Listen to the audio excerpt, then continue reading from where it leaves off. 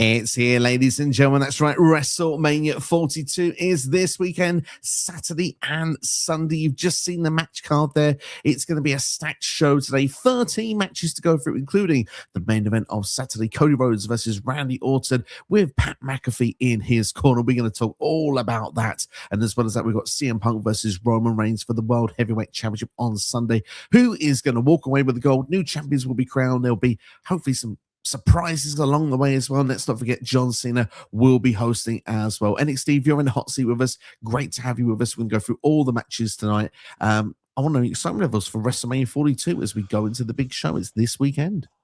I mean, is it bad that I only realised it's WrestleMania this weekend today? Like I was having a conversation with someone earlier and I went, is it actually this weekend? Yes. I won't lie.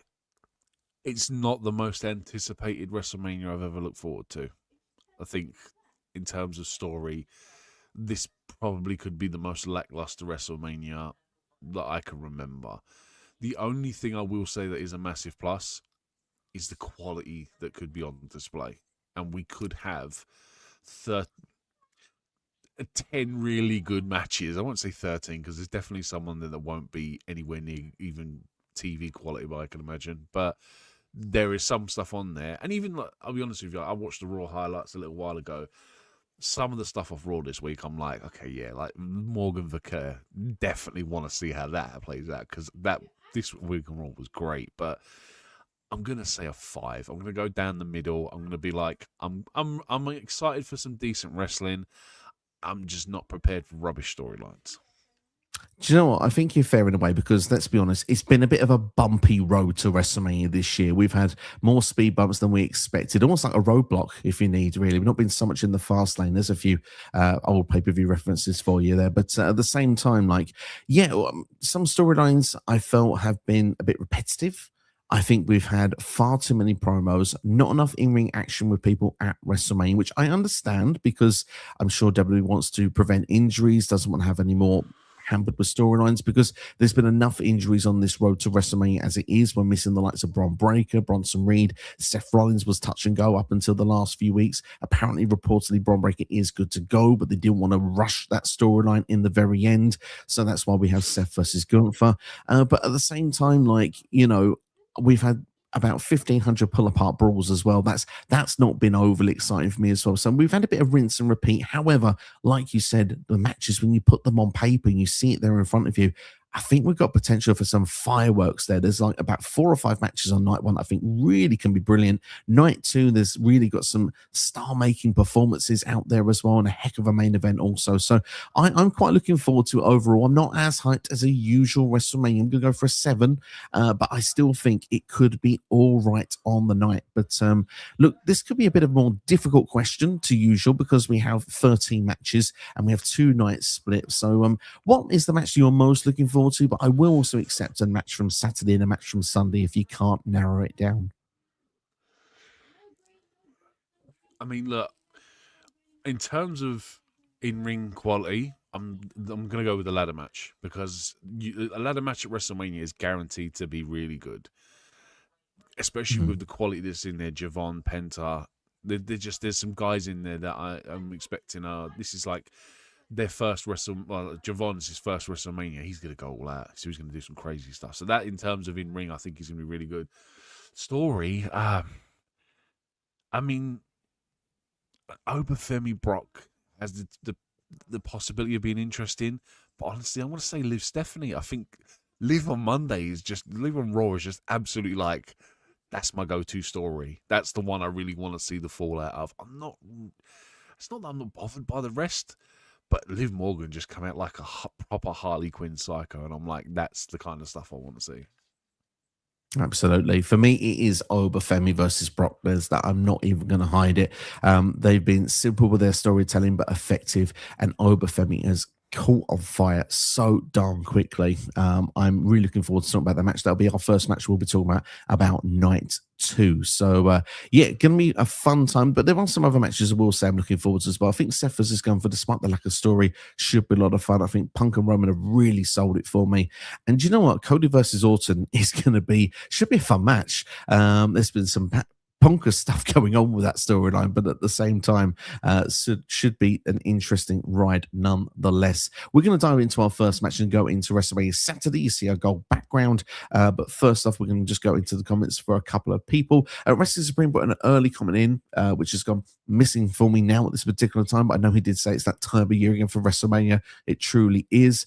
We've got Noob in house as well. Noob, thank you for joining us. Looking forward to Oba versus Brock as well. They've been carrying the road to WrestleMania, which is fun to see. And we've also got Kicking with Leo in house as well. Let's give his comments a read nice and early. Says, I think Javon and Oba will win at Mania. This has been up Mania 21 when we get to see and show the established and showcase the next generation, which at the time was John Cena, Edge, Batista, and Randy Orton. It's a fantastic shout indeed. Let's not forget Trick Williams in that lineup as well. He goes on to say also, he doesn't actually mention Trick. There you are. I think WrestleMania 42 will be used to establish the next generation, as he said that Oba beating Brock, Trick beating Sammy, and Javon as the youngest IC champion. Sounds a lot of fun, and those three would have come a hell of a long way from a stand and deliver main event 12 months before. But we'll be diving into that, all that and more. But we're going to go with ESPN, that's right, because that's how people watch it in the States. And I believe you're going to watch a couple of hours, the first hour, pretty much on the main ESPN channel. So we're going to dive in straight away with the six-man tag team match that they're going to open up with. So we've got LA Knight and the Usos going against Logan Paul and Austin Theory, the WWE World Tag Team Champions, along with celebrity and streamer IShowSpeed, which I think is certainly an interesting choice to say the very, very least. But I think we can all agree the Bronson Reed injury probably has affected why Logan Paul and Theory have needed someone else in this match. And of course, Bron Breakker's been out for a bit longer as well. But IShowSpeed, a bit like Logan Paul, been a bit popular on the streaming side of things. He's been no stranger to WWE in the past. Of course, he entered the Royal Rumble last year, took the spear from Bron Breakker that went absolutely viral at the time. IShowSpeed as well has been involved in the most viral clip in WWE history on Raw and SmackDown, which of course is over 428 million views of Logan Paul pushing IShowSpeed in the back, going in, I believe, was to LA Knight on Raw last week. So, look, there is something clearly to gain from having IShowSpeed there on this past week Raw as well. IShowSpeed has been in ring training with Logan Paul and Austin Theory, gone from the scared guy to says, I'm not down for this, but everyone hates me, to now feeling like he could be a ready WWE superstar. And to be fair, he looked good on the clips, but as Michael Cole said, anything can happen with some editing. To be fair, I'm just going to give my early point of view on this. LA Knight and the Usos have had problems with the Vision for a long, long time now. This needs to wrap up here, in my personal opinion. IShowSpeed, along the road to WrestleMania, despite being a celebrity and perhaps taking a spot from someone else, has been very good in showing his facials. I think his reaction work is really, really good. He did a great leap over, I believe was one of the Usos on Raw the other week as well, before he got caught in the ring and dragged out by Logan Paul as well. So he certainly looks like an agile person. He took a very good spear a year and a half ago. So let's see what he brings to the table here at WrestleMania. I'm going to look at this one as positive as I can, as we don't have the four members of the Vision here. But how do you feel about this six-man tag to open up the show? Honestly, I think LA Knight shouldn't be in this. I don't think LA Knight, Logan Paul should be in this. I think those two are so far up the card that this is honestly below them. This feels like a kickoff show match. Like this is the ESP stuff, and essentially is kickoff stuff, isn't it? Yeah, pretty much. On this night it does. Well, yeah, and it's like it just feels like this is below them. I won't lie, I'm not bothered by the Usos. I'm not bothered by Austin Theory. I think since his repackage, he's done nothing of significance. IShowSpeed is just that celebrity spot that look, at least it's not halfway up the card, and it's the first match or one of the first two matches, so I'm fine with it. Honestly, I just think this is a bit of a. I think it's just a bit of a. It's a soft way to get LA Knight on the card. And I just think Logan Paul shouldn't be in this spot either. I think they both, if anything, those two should have been in like that ladder match for the IC title, if anything. Like they're two guys that should be in that match. I mean, you could argue that. And let's be honest, Jey Uso this time last year was going for a World Heavyweight Championship. He was becoming the champion. He's in a six-man tag this year. Obviously not even going for the tag team titles, which is something he held less than a month ago. I agree to the points to a certain degree. However, you need to get people on the show here. And I do feel that LA Knight was at one point rumored to take on Brock Lesnar. That didn't happen, obviously. Oba was pushed instead of in place. There has been a feud here with the Vision. I just think things need to wrap up. I think the big question I have going into this match, and this is where I think can get us to our prediction nice and swiftly, is LA Knight and the Usos recently are coexisting, but they've not always been on the same page. There's been issues with Jey Uso and LA Knight. Certainly around Survivor Series time last year, there was a bit of issues and friction there.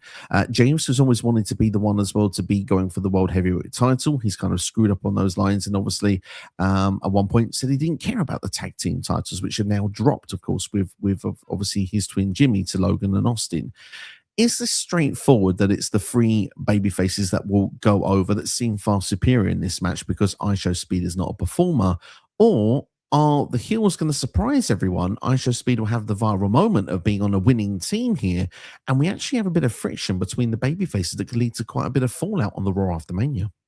Yeah, that's the way I'm going with it. I think that, I don't know what they're planning on doing with the Usos, but since they lost the tag titles, they've been almost at the point where we're just waiting for another breakup of the Usos again. Hopefully we get a Jimmy heel turn or something. I don't know. They need something. I think, IShowSpeed getting a win here is kind of justification and vindication for getting that spear off of Braun from the Rumble. Like, he doesn't need to do a lot. He's probably going to do something athletic and something impressive that will... it will get social media likes, it will get retweets and stuff like that. But ultimately, I think the tag champs are going to just walk out with this win. In fact, if anything, I can probably see IShowSpeed pinning LA Knight to win this.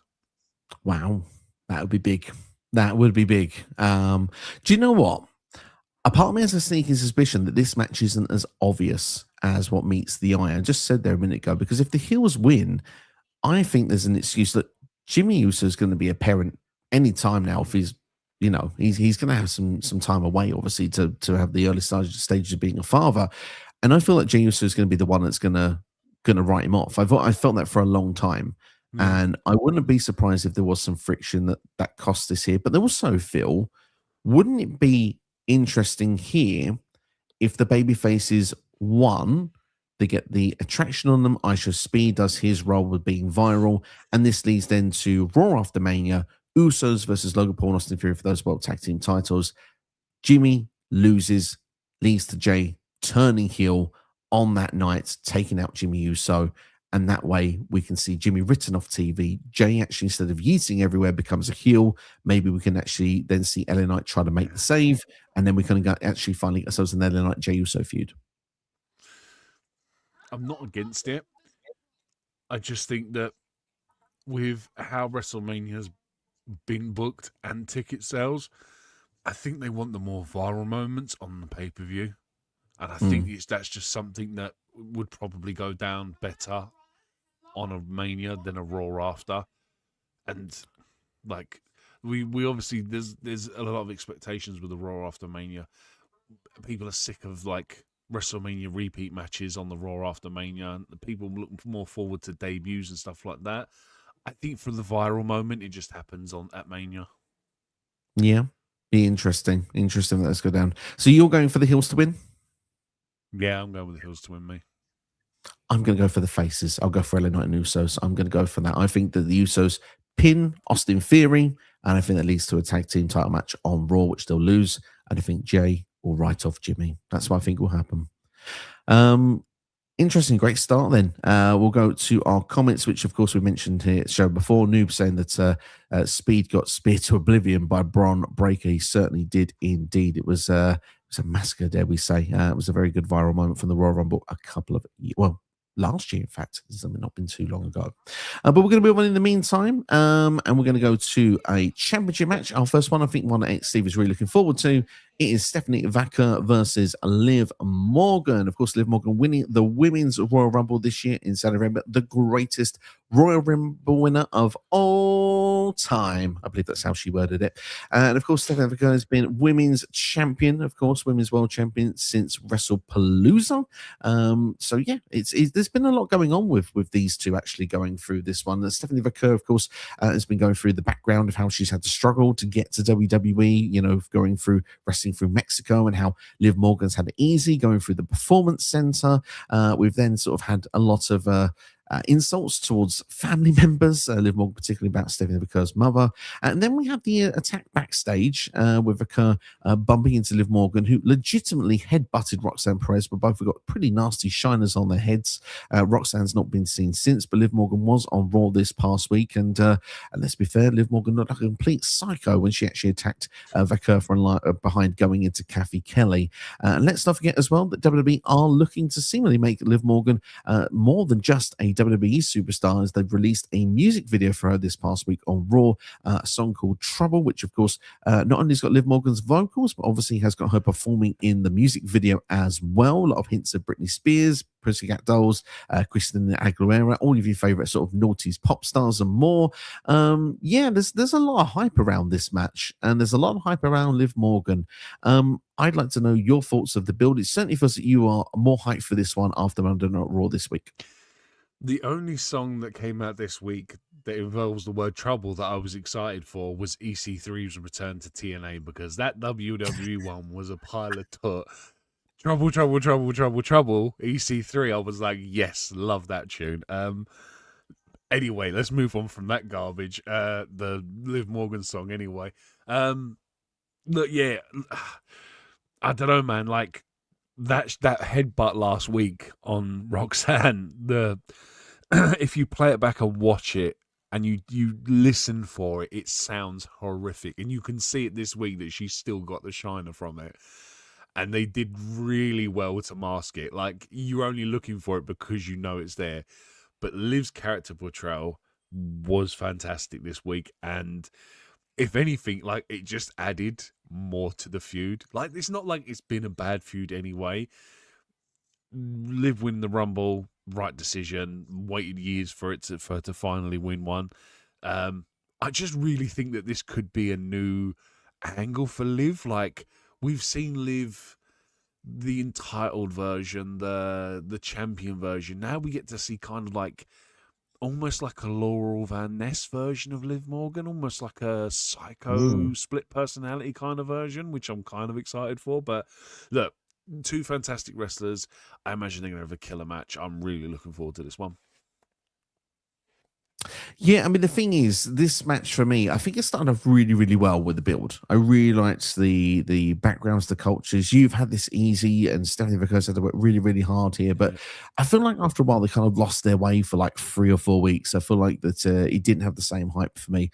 And then obviously what was a really nasty accident last week on Raw with Stephanie Vaquer going into Liv Morgan, into Roxanne Perez, giving them some horrible bruises on the head, and obviously rumors of horrible shiners, and the rumors of concussion protocol as well. And obviously Liv must be okay to have been involved this past week on Monday Night Raw as well. It has, though, added a bit of spice back to this feud, although it was very gnarly to watch the spot backstage, but it has added a bit of spice back into this. I have got to say that I'm looking forward to the match. Obviously, there's no doubt Stephanie Vaquer is fantastic in ring. Liv Morgan obviously has been one of the top stars in the women's division over the last couple of years. And I mean, I'm gonna put my neck out here, because I know you said this song wasn't for you, and I totally get that. But as a man who's worked with karaoke for the best part of about a decade and a half, I felt a lot worse in my time, I can tell you. And what I will say is that Liv Morgan's not a singer. We all know that. She's a professional wrestler. But the way that WWE is marketing her in that way, I thought that the way that the video was put together is done very, very well. I think it's edited very well. I think that she looks like a star in that video as well. And it does remind me of a bit of like a late noughties, early 2010s kind of pop song, if you will. And there's, like I said, there's lots of little little moments that go into other songs that clearly she's inspired by as well. So it certainly feels very Liv Morgan in it as well. The Dirty Dom bit, with along the bracelet in between the teeth is like taken from like a Taylor Swift video as well. So it's lots of different inspirations in there. And I think that WWE are looking to market in a different way. And I think it's brave and it's bold. And look, it's got a very mixed reaction from the fan base. And of course, the WWE fans and wrestling fans are not there for music videos and music. It feels with their superstars all the time. But it's fun to try something different. And with WWE putting this much stock into Liv, I feel like there's no other result than a Liv Morgan victory when it comes to this Saturday. And if I'm being brutally honest, Stephanie Vaquer is a fantastic in-ring wrestler. But this run as Women's World Champion has not worked. It really hasn't worked because I was going to say it's very much how Liv's first title run went. Like everyone wanted it, and it's just not gone really well. So you kind of needed to drop this title to then go on the chase again to win it back. Like, and I think I'm the same as you. I think Liv's going to win this, and I think obviously we've got the opportunity to then do Raquel versus Liv if they want to go down that route and do that. Yeah, I mean, look, I'm not criticizing Liv Morgan singing. My song is Tequila by the Champs. There's only 3 words in the whole song, and it's tequila 3 times. So, that's my karaoke song. So, yeah, look, I'm going to go the same with you, though. I think the title being on Liv, it's the right time to change it. Stephanie has been a great champion, but she hasn't done anything with it. That's the problem. She won the title and then had no significant stories with it. And I think she was injured for a bit as well. And it was just a lot of hoorah about it. But like I said, we've seen it all before. Liv's won the title her first time. Didn't do anything great with it. But look at her now. So exactly, I'm not worried about Stephanie Vaquer going down the line. I think she will be a great champion in the future. Yeah, I think for me, Stephanie just needs something. She like what they did before when she first debuted was so simplistic. She came in and she was like instantly a star in NXT because obviously you had Booker T with the Devil's Kiss getting that move over, but she just naturally was a great in-ring wrestler and she got over so well. We win the Women's North American Championship, easily worked into the NXT Women's Championship, and I feel like Sean just booked her to her strengths. And they started with that on Monday Night Raw as well, but it feels like unfortunately when you get to Raw and SmackDown, you need something a bit more than just good in-ring work and playing to the strengths. I think we've seen that with Julia on SmackDown. She's not even on the WrestleMania card. Yeah. She's got Kiana James as the mouthpiece, but you need more than that if you're going to get further in WWE. And I think to this particular moment, Stephanie has done well to try with the promo work she's done, but I just don't think it's got over well enough at this point. And she's been saddled with the same opponents, which have been Nikki Bella, and I think she's faced Raquel Rodriguez about 1,500 times since November to now. So I think it's time for a change of the guard if we're not going to have other matches. I mean, if Stephanie had to say matches against Becky Lynch, for example, Rhea Ripley, Io Sky, Charlotte Flair, there are lots of different people you could put regardless of what brand they're on. You could have actually perhaps made this a bit more of a meaningful title run, but on this stage and this time, it's not quite worked out like that. And I think that for everybody, the reset needs to be hit. Liv Morgan, of course, is established as a women's world champion. She had a really good run last time as champion. I think she's ready for a second run with it right now. The momentum is red hot on her side right now, where I think it's cooling off with Vaquer. And I think that she would be actually very handy right now going for the women's intercontinental championship after this. Do you know where she'd actually be okay at the minute as well? Going to AAA for it, like intermittently. Yeah, have a little bit of a spell there. Like, just have, like, do you know what I mean? It doesn't have to be anything significant. Like, just go down there, like, not even like win a title. I just think like if whoever, I'm not too sure the women's champion is in AAA, but and obviously the language barrier won't be so much of a problem in AAA, and it's like it's just almost rebuild her confidence. And then give her time to overcome it. Give her like a couple of weeks away or whatever they do. I don't know, man. But look, I'm the same as you. I feel that she won't have any problems going forward. And like you said, Julia was the bigger star when she came in, and she ain't even on the WrestleMania card. So the fact that Vaquer is on the WrestleMania card is a plus. But yeah, like I said, I'm not worried about it. Liv Morgan, like you said, I think, injuries and accidents aside, I think, it's the right time to put that title back on her. I think so as well. So yeah, we're both going for a Liv Morgan victory. And we'll pull up a comment as well from Eric Douglas is with us. Hope you're doing well. Eric says, I can see Steph retaining for one reason. Does the Judgment Day girls need a title? Do they need a title? I mean, the Judgment Day's been showered in gold in their whole history of their run, regardless of the members they've had. They don't need it, but at the same time, does Stephanie need to hold it for a year? Would be my counter question on that one. I think that the run is starting to dry up, and I think, like I said, the momentum is with Liv right now. And like NXT suggested a minute ago, that could be a good excuse. Raquel has not been able to get the job done for the last 4 months. Maybe she turns on Liv Morgan. There's been friction there as well. At one point when Liv first came back, Liv had to step aside to let Raquel go for that title. We know Liv thought she was going to go straight for it. And then after a period, Raquel didn't get the job done. Liv won the Women's Royal Rumble. Liv naturally got to the spot. And there could always be a little bit of a jealousy factor. And let's not kid ourselves. Liv didn't really want Roxanne Perez in the Judgment Day either. But it happened. And they've kind of got on in the meantime. But what's to say Roxanne wouldn't turn on Liv either? Yeah, exactly. And look, I mean, spoiler alert, I think that there are other results this weekend that aren't going to go that way for the Judgment Day. So I think Liv winning kind of makes sense. Because, like, look, let's be honest, JD McDonough probably isn't winning that IC ladder match. But he's going to have a good showcase in it, which I'm really looking forward to. And spoiler alert, I think Balor's going to win over Dom. And I think Liv winning, Dom still having that AAA Mega Championship, it just feels like that's a kind of perfect balance for the Judgment Day this weekend. And like coming out of it, Liv, obviously, again, no discredit to Vaquer, but obviously Liv has the better mic skills because there's no language barrier. She's established as well. Plus, if they want to bring up someone from NXT as a first opponent for Liv, do you know what I mean? A nice little baby face for Liv to face, that'd be great. Absolutely, indeed. We'll have to see how it will play out. But yeah, we're going for Liv in the meantime. We'll move on to our next match. And just before we do, we are going to have polls running in places in this stream as well. You might have seen them. We had one with Stephanie Vaquer and Liv Morgan. So that Liv Morgan did come out on top on that poll.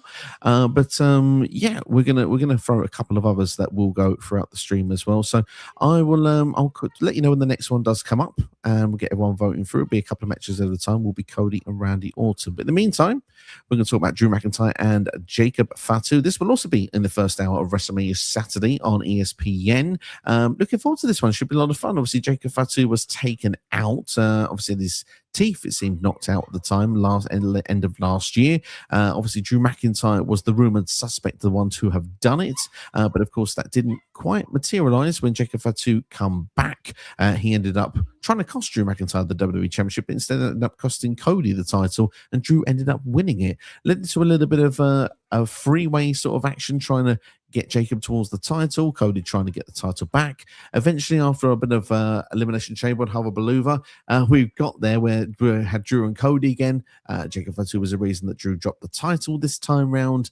And yeah, it's led to these two having a bit of an unsanctioned match for WrestleMania. We've kind of had them brawling over the arenas, falling off of buildings. We've had Drew McIntyre bringing up the criminal history of Jacob Fatu as well, and even handcuffing Jacob Fatu this past week on SmackDown. There has been quiet mentions as well of who took out Jacob Fatu last year. Like I said, Drew McIntyre has denied it to this point. It'll be interesting to see if we ever find out who done it. Jacob Fatu versus Drew McIntyre. This one's felt very personal, and I think this actually be one of the better built matches for WrestleMania. Yeah, but I probably don't care as much because I don't think Drew deserves to be in this spot. Drew deserves to be in that title scene. I think they used him as such a transitional champion earlier on in the year, and it just feels criminal that he's in this spot. And this really, like, this could have been a chamber match. This could have been this could have been a backlash match. It just feels like, look, this is how we get Jacob and Drew on the card. And I think, if anything, I think this one has actually suffered from being drawn out too long because it's been the same thing every week. just fighting each other and arguing for no reason, and then just Adam Pearce losing his nut and saying he needs a drink and then forcing them into this match. The only way I think for me I'll probably really care about this is if they do something different, because it is obviously essentially a no holds barred match, and something's got to be in this match to surprise me, because I think for me, story wise, I'm not really bothered. In ring wise, if you're going to do no holds barred, doesn't leave a lot in terms of wrestling, and it's kind of like, okay, well, you're going to need to do something to wow me with this one. For me, I do feel like that this has been an interesting story because of the fact that, yes, Drew, I really wanted him to walk into WrestleMania as the champion. Once he won the title, very fortunate to see him on his second day as champion in Denmark, in Copenhagen, on that show in the European tour. But it's true Drew fashion to have the title taken away from him, and he feels he's been screwed out of the title. And do you know what that does? Really plays into the Drew McIntyre character. I don't know how long we can keep it going on for, from Drew being wronged in so many different ways, because even though he's the heel, he's kind of right in a lot of situations. Cody was not supposed to get the rematch, and he did in the end, which, let's be fair, went against everything that was supposed to be in the contract. However, this match can go one or two ways, and I think it's going to be the latter. The first way is that we could build a new star here, because Jacob Fatu is going to be a future world champion in WWE without a doubt, and he knows he needs to start winning some big matches, and a win against Drew McIntyre at WrestleMania certainly would do that. However, I can't look past who was the person that took out Jacob Fatu. I think Drew McIntyre is telling the truth, because when Drew McIntyre does something, he usually gloats about it. He usually is all over the social media about it. He has not been regarded in this one. And I think, as this is an unsanctioned match, WWE is not responsible for what happens. Someone can easily get involved and cost someone the match. Therefore, I think the person who actually did attack Jacob Fatu last year is going to reveal themselves in this WrestleMania match, and Drew McIntyre is going to walk away the victor. Yeah, I mean, I'm glad you said that, because I wasn't really sure either way this was going to go. And if anything, I'd probably want Drew to win this more in general, because I think Drew probably needs to win more. My question to you would be is, who is the mystery attacker? I was afraid you were going to ask that. I've been racking my brain a little bit. You was going to do the same thing to me. I just beat you to it.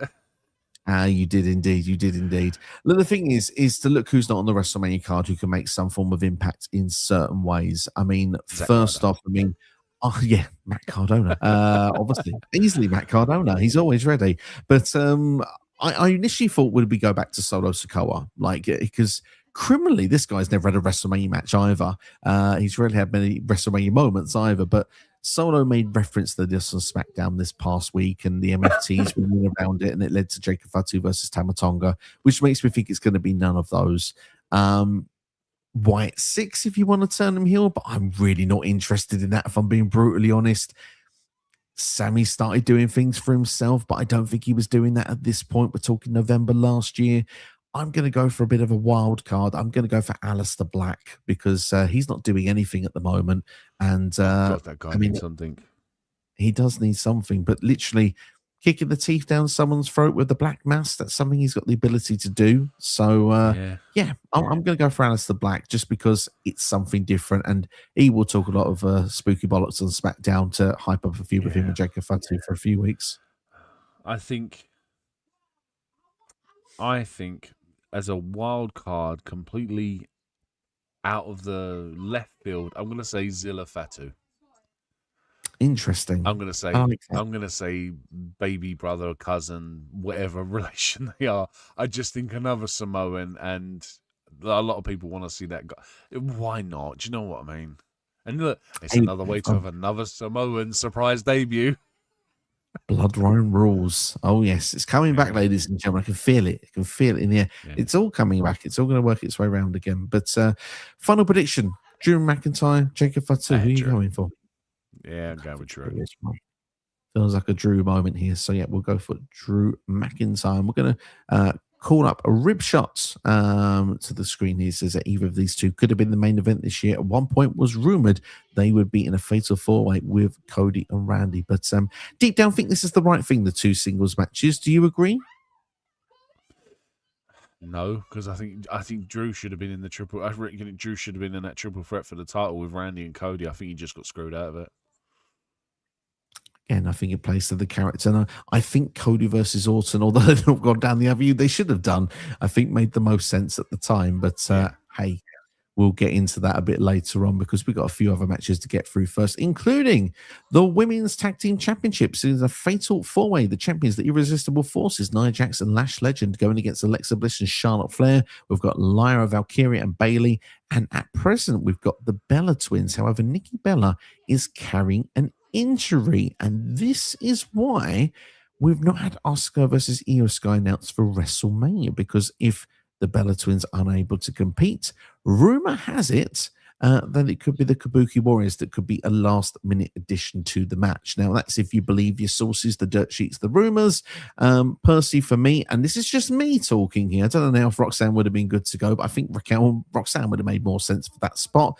And there are other women's tag teams you could throw in there as well. Just give us Io versus Asuka on night 2, please. I think we all would like to see it. But still, this is the 4 teams that we've got for now. I think all of them probably have good cases to win. Let's go through and see what you got to say, Nick Steve, about this match. Look, there's a very short answer for this one. If the Bellas are in it, the Bellas win. If the Bellas aren't in it, Flair and Bliss. No, the Jackson Legend retain. Because the point is to get those tag titles on the Bellas.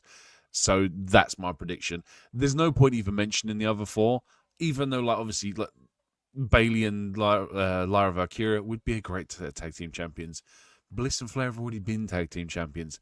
This match is purely around the Bellas winning those tag team titles if they're in it, because that's all they come back for, is to win those tag team titles. And that, like, this, I'll be honest with you, this is the match I give least care about because it's purely for that basis, I reckon. Interesting. I share your prediction. I think the Bella twins, if they're in it, they win it. They got Brie got a massive reaction returning at the Royal Rumble, and I think Creative immediately went, right, okay, we've got the green light to give the Bella twins the Women's Tag Team Championships. Let's do it at WrestleMania. And I think Road Dogg was there looking for opponents for them, and eventually found 3 tag teams. But yeah, on serious note, all kidding aside, the Irresistible Forces here, they have a shout of winning and retaining these titles. I think Lash Legend's done a great job. It's a good opportunity to give her some breakout moments as well, and some star-making moments in this match. But yes, she has been, but I don't see that happening. Flair and Bliss, I think personally, I think the breakup is on the horizon at some point. They're obviously the friends, not friends for now. I think around SummerSlam could be that time. I think, and I'm going to just call up Noob's comment here and believe that Bayley and Lyra are winning. I think that's the second most likely outcome here for this match, because obviously Bayley wasn't on WrestleMania last year. Lyra won the Women's Tag Team Championships last year as well with one Becky Lynch who returned, and it was supposed to be Bayley in the match. I just wonder, if you remember what happened last year at WrestleMania, they won the tag team titles, Lyra and Becky. They lost them the following night on Raw, and Becky turned on Lyra.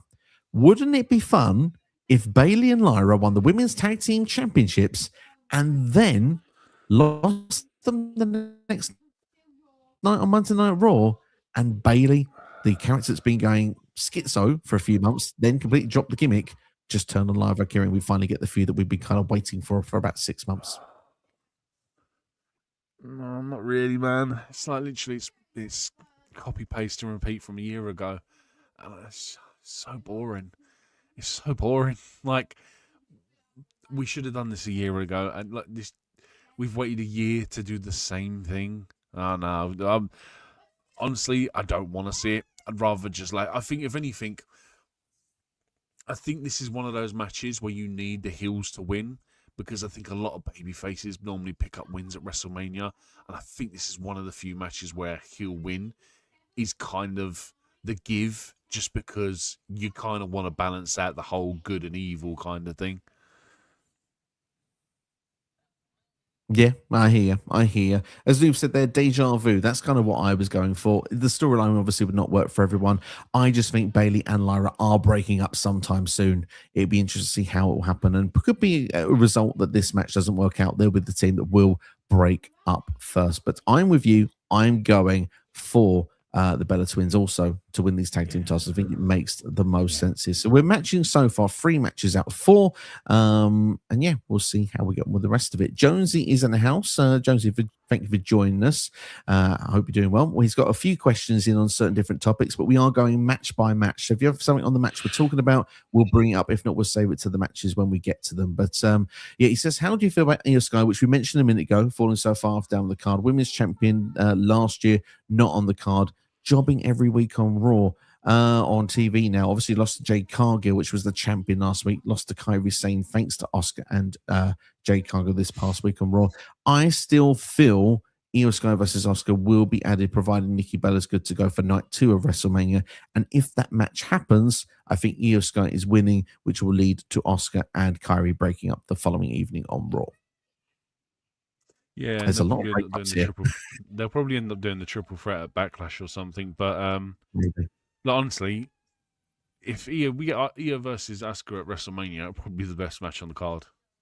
Let's be honest. Yeah, like I said, I don't really think it's falling down the pecking order and jobbing. I think like it's a lot of protected losses, and look, Jade's champion at the end of the day, and she's got to win matches as and when she can. So if you're having people cost her opponent the match, it's not really the worst thing in the world, I would say. It's just not where you'd have Io. And like I think I said this 2 months ago, the fact that Rhea is in another world title match at WrestleMania, it's a bit boring. Like she really should have been in the tag team scene with Io in that match, just because it would have been something new and something fresh.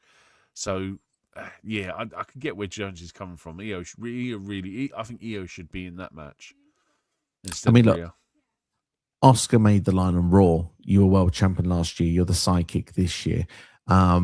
It's all been done for storyline purposes. And the thing is, Io, she was a world champion last year. Only so many people can be a world champion. As you're talking 2 on each gender, on each, 1 on each show. So the rest of them will have a turn and then drop off. So everyone has dropped down the pecking order in that sense. Becky Lynch has dropped down the pecking order, if you will. She's not Women's Intercontinental Champion anymore, but she's still the man.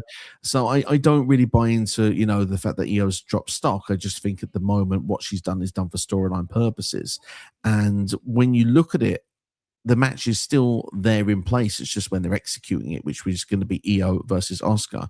Yes, Io is the sidekick in the Jade Cargill storyline, but Io has to lose that match, because if she beats Jade, well, what does that do for Jade versus Rhea? It makes that match seem no good. So it's the logical booking sense. And let's be fair, Kairi Sane hasn't won a match, I feel like, in months. So she was due to win something. And if it took 2 people to help her, like you say, it protects her a little bit, doesn't it? Has Kairi Sane even won a match since coming back to WWE? I don't think I've seen her win one unless it's been in a tag team match. I don't think so either. So yeah, singles. I would love to know the last time. Noob, you're in the house. Thank you for joining us. Noob again says Asuka is not lying in terms of storytelling. Not lying at all. However, like I say, it's in terms of storytelling. But Noob, you'll probably know better than me. When's the last time Kairi won a singles match before Raw this week? Would love to know the answer to that one. Well, if the match is Io versus Asuka, who's winning? Should it be a last minute addition? It's a bonus match for us. Say that again. Sorry. Io versus Asuka. If it happens, Io versus Asuka, who wins? Io, because if they put that title on Rhea, that's a whole reason to do the Io versus Rhea thing. Io versus Rhea thing for the title. See if Rhea can finally get that win over Io.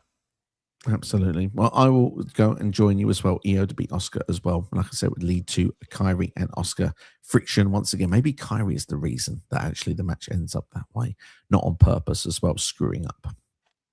We Yeah. move on in the meantime. We're going to talk about the Women's Intercontinental Championship, AJ Lee versus Becky Lynch. Well, this has been a roller coaster because every match they've had, AJ Lee's come out on the winning end. WrestlePalooza, the mixed tag team match with, well, it was AJ Lee and CM Punk versus Becky Lynch and Seth Rollins. Then they were in War Games and Becky Lynch made Becky Lynch tapped out again to AJ Lee.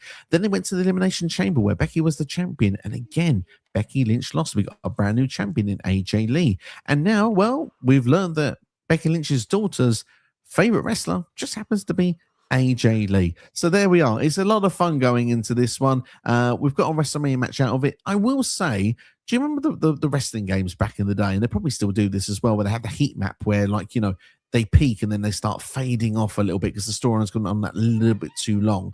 Kind of feel this match has started getting to that level. However, I think it still should be a good one on the night. I'm surprised there's no stipulation on this one. But still, it should be decent. How do you see this one playing out? Are you looking forward to it? Yeah, I mean, everything's telling me Becky should win this. My only qualm about it is, has AJ defended that title since winning it in Chicago? Maybe once. Yes. Once against Bayley on Monday Night Raw, and no surprise, AJ Lee retained. Yeah. And then, I mean, look, maybe, yeah, like, I mean, I think for me, like, we all thought this was originally going to be a WrestleMania match. Having AJ win in Chicago was kind of like a bit of a blindsided, like no one was expecting her to win this and to win, then do this back and repeat that and then have a win at WrestleMania. For me, I think this title just goes back on Becky. Because AJ's obviously not going to be around as much. And I think this is one of those contractually obligated things where AJ has to be on the WrestleMania card. It'll be nice to see AJ back on it. I don't know what you do, but have Paige return. You know, Paige obviously won the Divas title off of AJ in her first match. In fact, you could do that on the Raw after WrestleMania, and you could do the whole thing again. Do you know what I mean? Have AJ come out as women's champion, have Paige return and be here again for the title in a second. But look, what did I just say about repeating old storylines and doing it all over again? But yeah, I think this is just a way to get the title back on Becky, if I'm honest, just because Becky's going to be around a lot more than AJ. I don't know, man. Like, it feels like Becky's obviously, I think, but didn't Becky say this is like her last contract as well? So she's not even going to be around for much longer. So I don't know. We need someone other than AJ Lee or Becky Lynch to be really fighting for this IC title. I originally thought that AJ Lee was going to win this match because I thought that Becky can finally move on, and then we can maybe get her go back for the women's world title, and we can start getting her having some big programs, once again. But I do feel like, I mean, AJ Lee hasn't been around so much in the build to WrestleMania, and I kind of feel like you do. Look, who's going to be around? We have it here with quite a few people. I mean, Jonesy says here, AJ going away, Becky winning. Noob says worst build card match. Of course, Becky's going to win, but it has that vibe about it. Becky will be around, and we can do other matches. I mentioned earlier on, if Stephanie Vaquer drops the women's world title, what a great program to go into next. Stephanie Vaquer versus Becky Lynch for the Women's Intercontinental Championship. I mean, yes, please.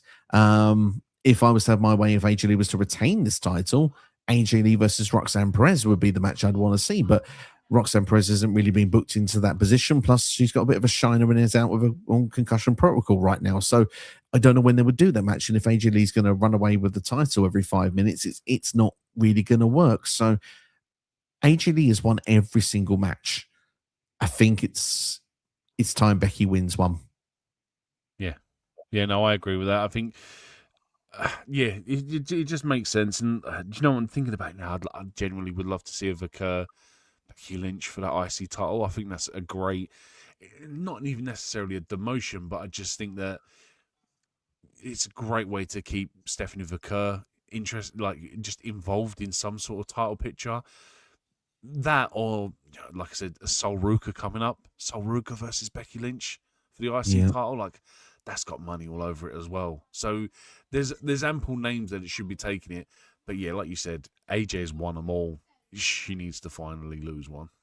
Yeah, it feels that way, and then we can finally move on because Becky's the one that's not giving this up. If we had where it's about AJ needing the win, we'd have moved on quite a while ago. So yeah, Yeah. it kind of feels like it probably is the right time here. Jones with a question said, "Would be nice to see some sort of stipulation match as we've seen this match already. Would you have liked to have seen the stipulation in this match? I think actually it's one of the matches on the WrestleMania card that probably could have done with a stip actually as well. Yeah, I don't know because it's look, AJ obviously has ring rust, and it's kind of like you don't really want to put too much on her. So maybe I don't know. Like I'm trying to think what we could have done with this. Like ideally, do you know what this really should have been? Would have been like an I Quit match. Mm. That's probably what it should have been because they both have submissions. So that's probably the stipulation I would have gone with. That way, it's almost a bit more protecting for AJ. It doesn't necessarily have to be as high flying. It's a lot more mat based, and I just think that's probably what I would have done. Yeah, I mean Becky's tapped out a lot as well, so a submission stipulation could have kind of worked actually for this one. Would have been interesting if they'd actually done it. But yeah, final prediction seems like we're going for Becky Lynch. Yeah, I'm going for Becky Lynch. Let's move on in the meantime then. Let's take that away. There we go. We'll move on to Becky Lynch's husband, Seth Rollins. That's right. Seth freaking Rollins going to be taking on Gunther. Gunther, of course, has attacked Seth kind of randomly on Raw a couple of weeks ago. There's been another sneak attack the Raw after as well. Wondering if it's for the bidding of Paul Heyman. Paul Heyman actually was with Gunther backstage and wanted to give a thank you to Gunther. And Gunther says, "You owe me more than a thank you."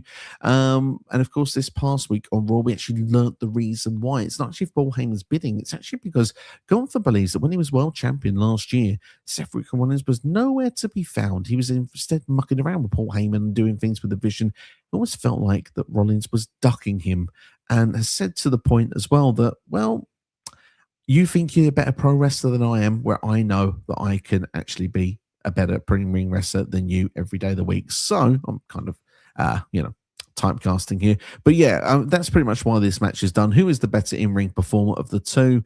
WWE has had this up their sleeve, I feel, for a long time. It's kind of their get out of jail free card here because Rollins versus Breaker was the match that was meant to happen. Breaker, of course, was injured, meant to be rumored to be ready to come back. However, a short build to WrestleMania made no sense in their opinion. Gunther was supposed to take on Rey Mysterio. Rey Mysterio is back now, but you would imagine Rey didn't want to retire to Gunther. Rumors suggesting Dominic Mysterio is the person he wants to be retired by. Yes.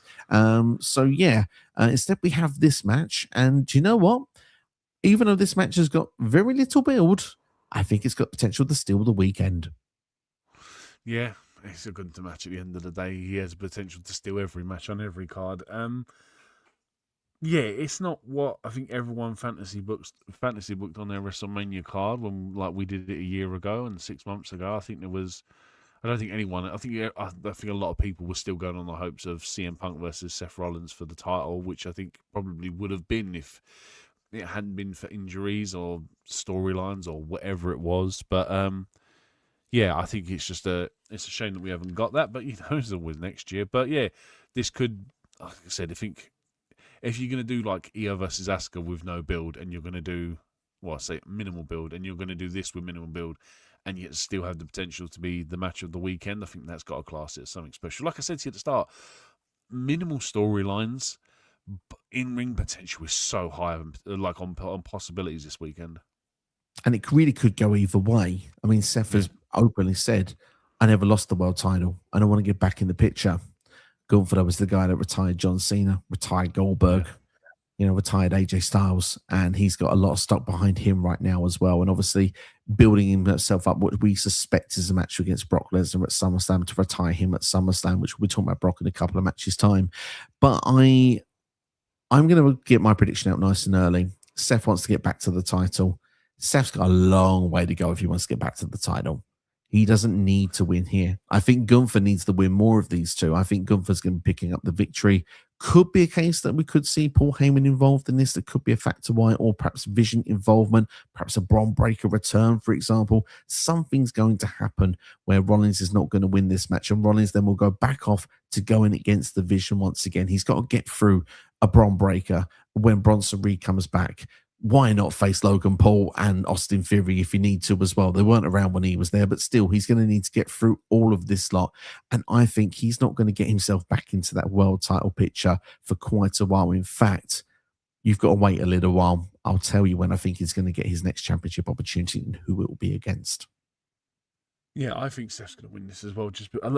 This was my issue with Gunther, is every time he faces someone, it's like, oh, I'm the retirer now. I put people out of business, and it's like, what? So technically, if he beats someone like last week, next week, whenever, that they technically retired, it's a stupid gimmick that they shouldn't really be doing in 2026. But yeah, I think Seth needs to win if they're going to go and do Braun versus Seth next.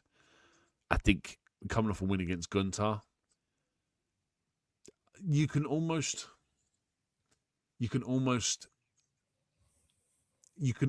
have it be that brutal. You know, where they do the whole body tape thing, where they wrap them up and they're like, oh, busted ribs, busted chest, and all this kind of stuff, and they're milking a non-existent injury to the body. Get Gunther just wail some chops on Seth Rollins. Let Seth win this, and then just have Braun absolutely come in and wreck him, and that's the go forward from there. Because Gunther's not going to suffer a loss to Seth Rollins. Like, that's not going to be his downfall. Like, Gunther losing to Danhausen is a bad thing. Losing to Seth Rollins is not. So yeah, I think either way, this works out with Seth winning, and he goes on to face Braun Breaker after. Yeah, be interested to see how it will go down. Mike has got his comment here, says Braun Breaker will get involved and cost Seth the match. I think that seems to be the nailed on way that they can do it for Gunther to pick up that victory. So yeah, I think Gunther picks up the win. In a quick response to what you said as well about his gimmick, I think they just need to evolve this gimmick a little bit because of the fact that you can't retire everyone he faces. Yeah. But what he can be like that powerful chess piece. I see where you're trying to go, and I'm going to stop you getting there. You know, you want to go for a world title? No, I'm going to take you out. Yeah, he's effectively the queen of the board. Yeah. And I'm gonna use my power play. I'm gonna use what I've got. You've seen what I've done. I've retired Goldberg. I've retired Cena, and I've retired AJ Styles. I can take you out of the world title easily. Yeah. I'm gonna and I think that's what the favor's going to be. By the way, the thank you from Paul Heyman. That is what it's going to be. He is going to get that match with Brock Lesnar at SummerSlam, and I wouldn't be surprised if Paul Heyman does another one of his tricks and says, I'm now with Gunther at this point, because Gunther as a Paul Heyman guy would be crazy good, especially with how this WrestleMania is currently looking with the way I'm going with my predictions. Because so far, the Vision ain't doing too well here. Yeah, no, I think the Vision are gonna. Well, I don't know, because obviously I had them winning the open 6-man, but yeah, I think I don't know. I just think that there's a whole. Let's be honest, for me, the Vision just doesn't work. It's been too chopped and changed in 6 months with who's in the squad, who's out of the squad. Bronson Reed's been constantly injured. Both Braun and Seth have been injured. They've brought in Austin Theory, who's done nothing. IShowSpeed is essentially like Dennis Rodman in the NWO at this point, and it's kind of like it just hasn't worked, and they all just kind of need to go their separate ways. So I think Seth should be the crux of that group just being over and done with. Paul Heyman not being associated with him anymore, and then he can just go on to having Gunther and or Obafemi as Paul Heyman guys.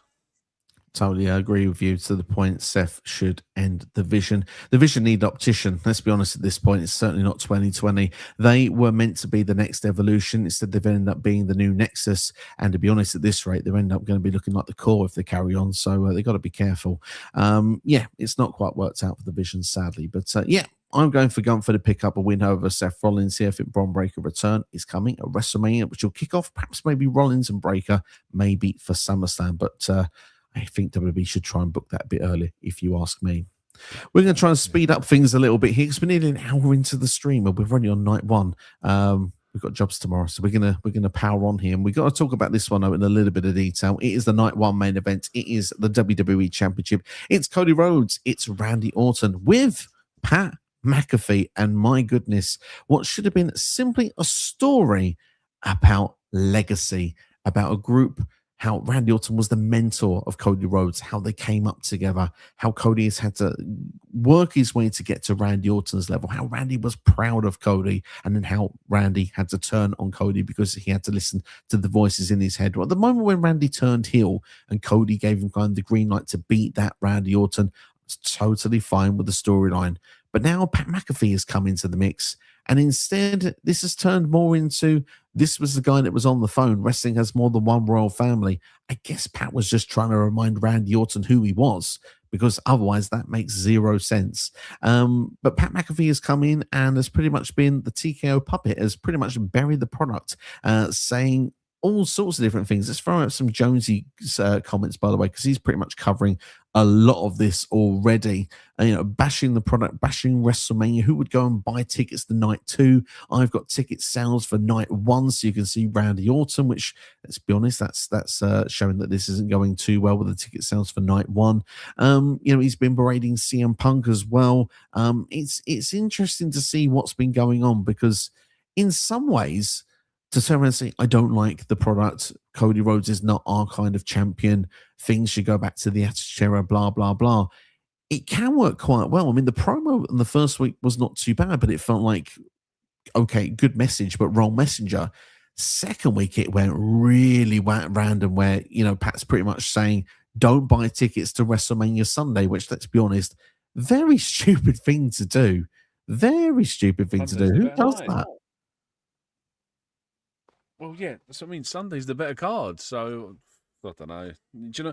Well, this is the thing we've constantly had with WrestleManias anyway. That there's never been a consecutively 2 good nights of WrestleMania. There's always one far better than the other. But look, this whole thing is WWE breaking the fourth wall and letting social media and fan reactions cross over into their TV product, because they can then use it and play on the hopes and dreams of every 40 to 45-year-old man who ever watched the Attitude Era and sat there and wishes for it to come back.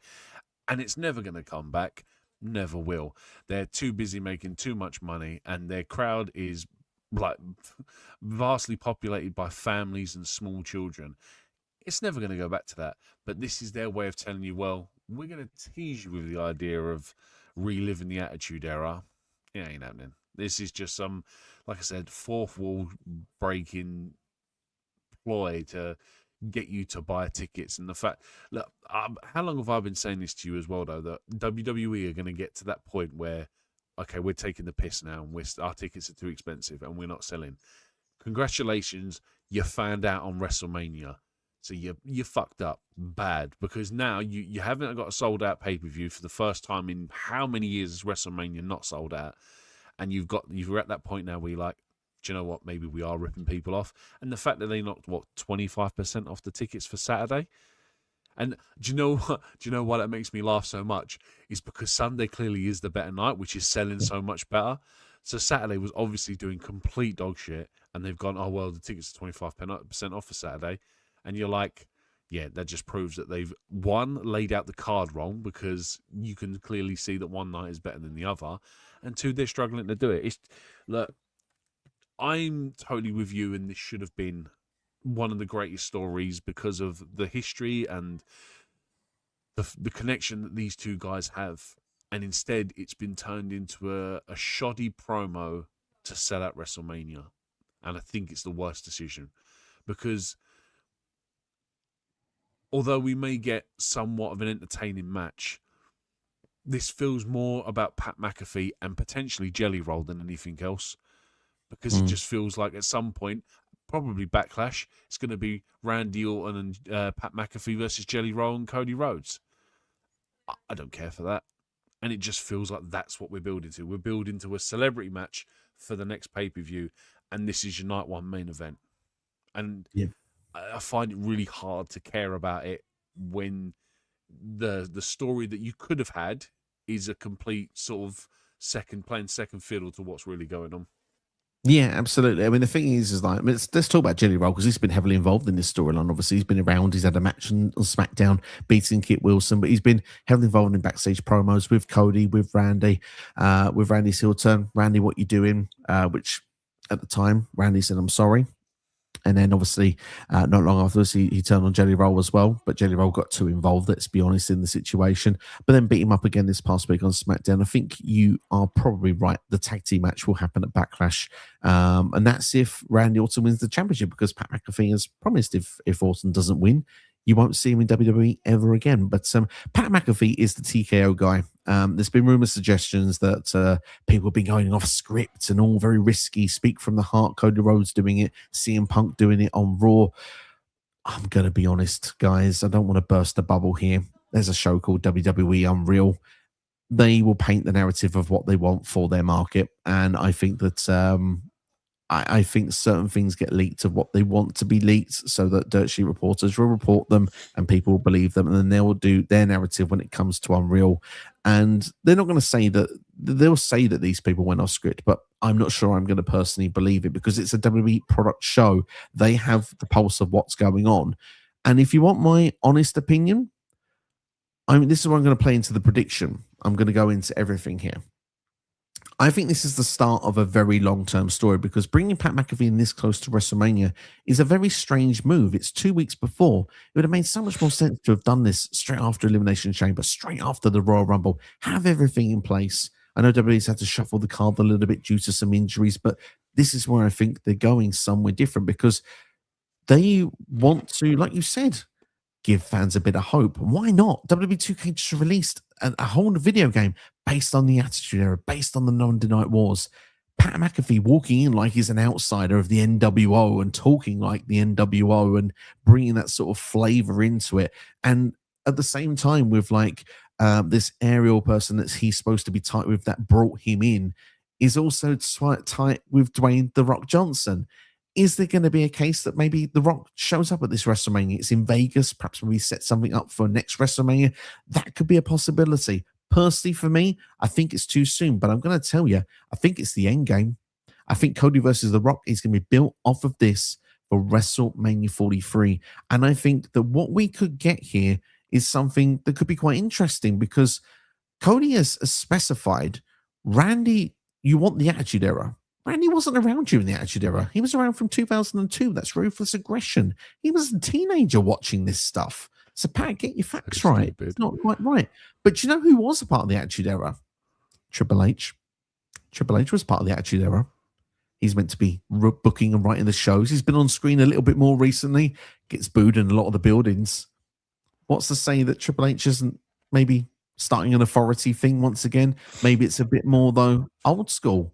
What if it's Triple H, Randy Orton, Pat McAfee, and the TKO brand taking over WWE? TKO have had enough of the sort of hear me out, NXT. Give me a chance here. I'm at the starting point. Give me a chance.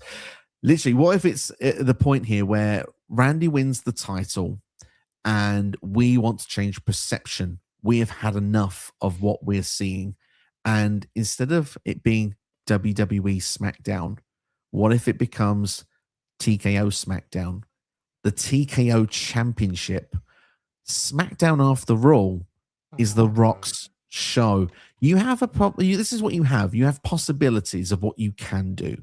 You can make Raw the family-friendly show, the show that's on Netflix, the show that everyone can click on and it's there for everyone. SmackDown's on USA. USA Network's got a long history with WWE, gone through many different eras, gone through many different criteria of age demographics, through Attitude Era, through Ruthless Aggression. They've been through it all. So they can be a bit more risky with that one if they wanted to be. Yes, it's on Netflix internationally. I grant that, but America cares about America. The rest of the world will deal with it. That tends to be how things go. However, I do sort of agree with you. I think it's the teasers. I don't think it's going to go all the way. We have swearing already. We have weapons in matches. It's not going to be a lot different. However, what you can do, you can build the TKO brand like an authority group, or as I prefer, the corporation. That's what you could do. You can have the corporation style of 1999 brought back to now under TKO.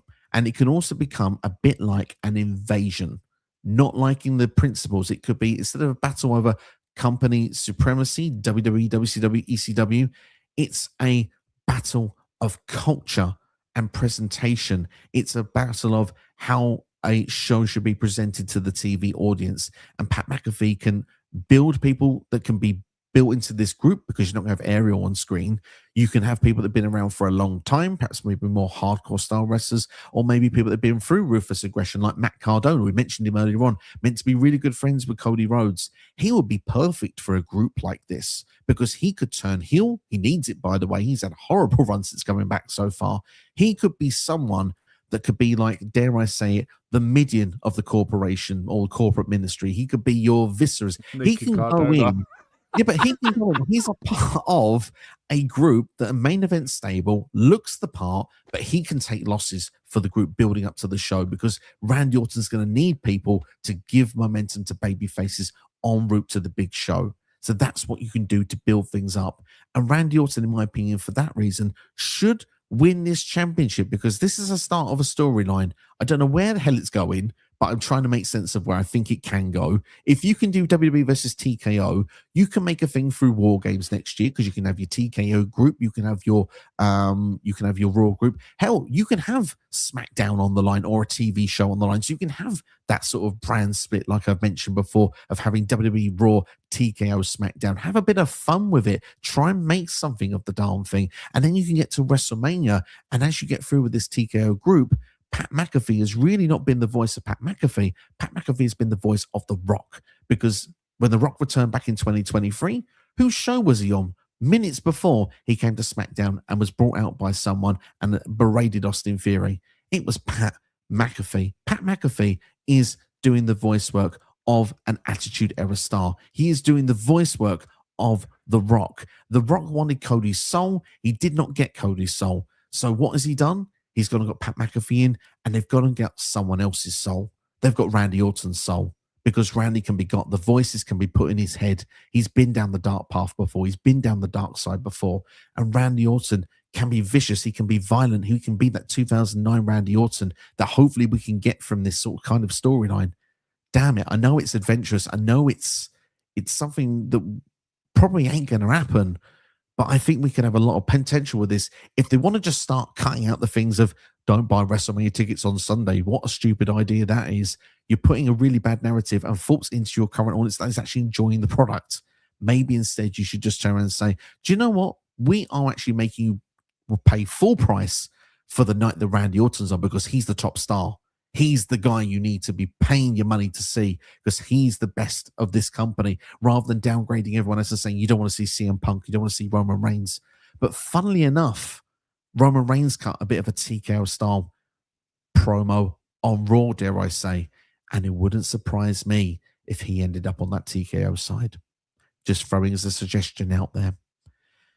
Anyway, I've made your ears bleed for about 4 or 5 minutes, NXT, because I can tell you couldn't stand a single second of that. It's not even that I couldn't stand it, right? The problem was you give me so much hope for some real potential, some really exciting TV. Like, you can imagine the new NWO t-shirt is just TKO.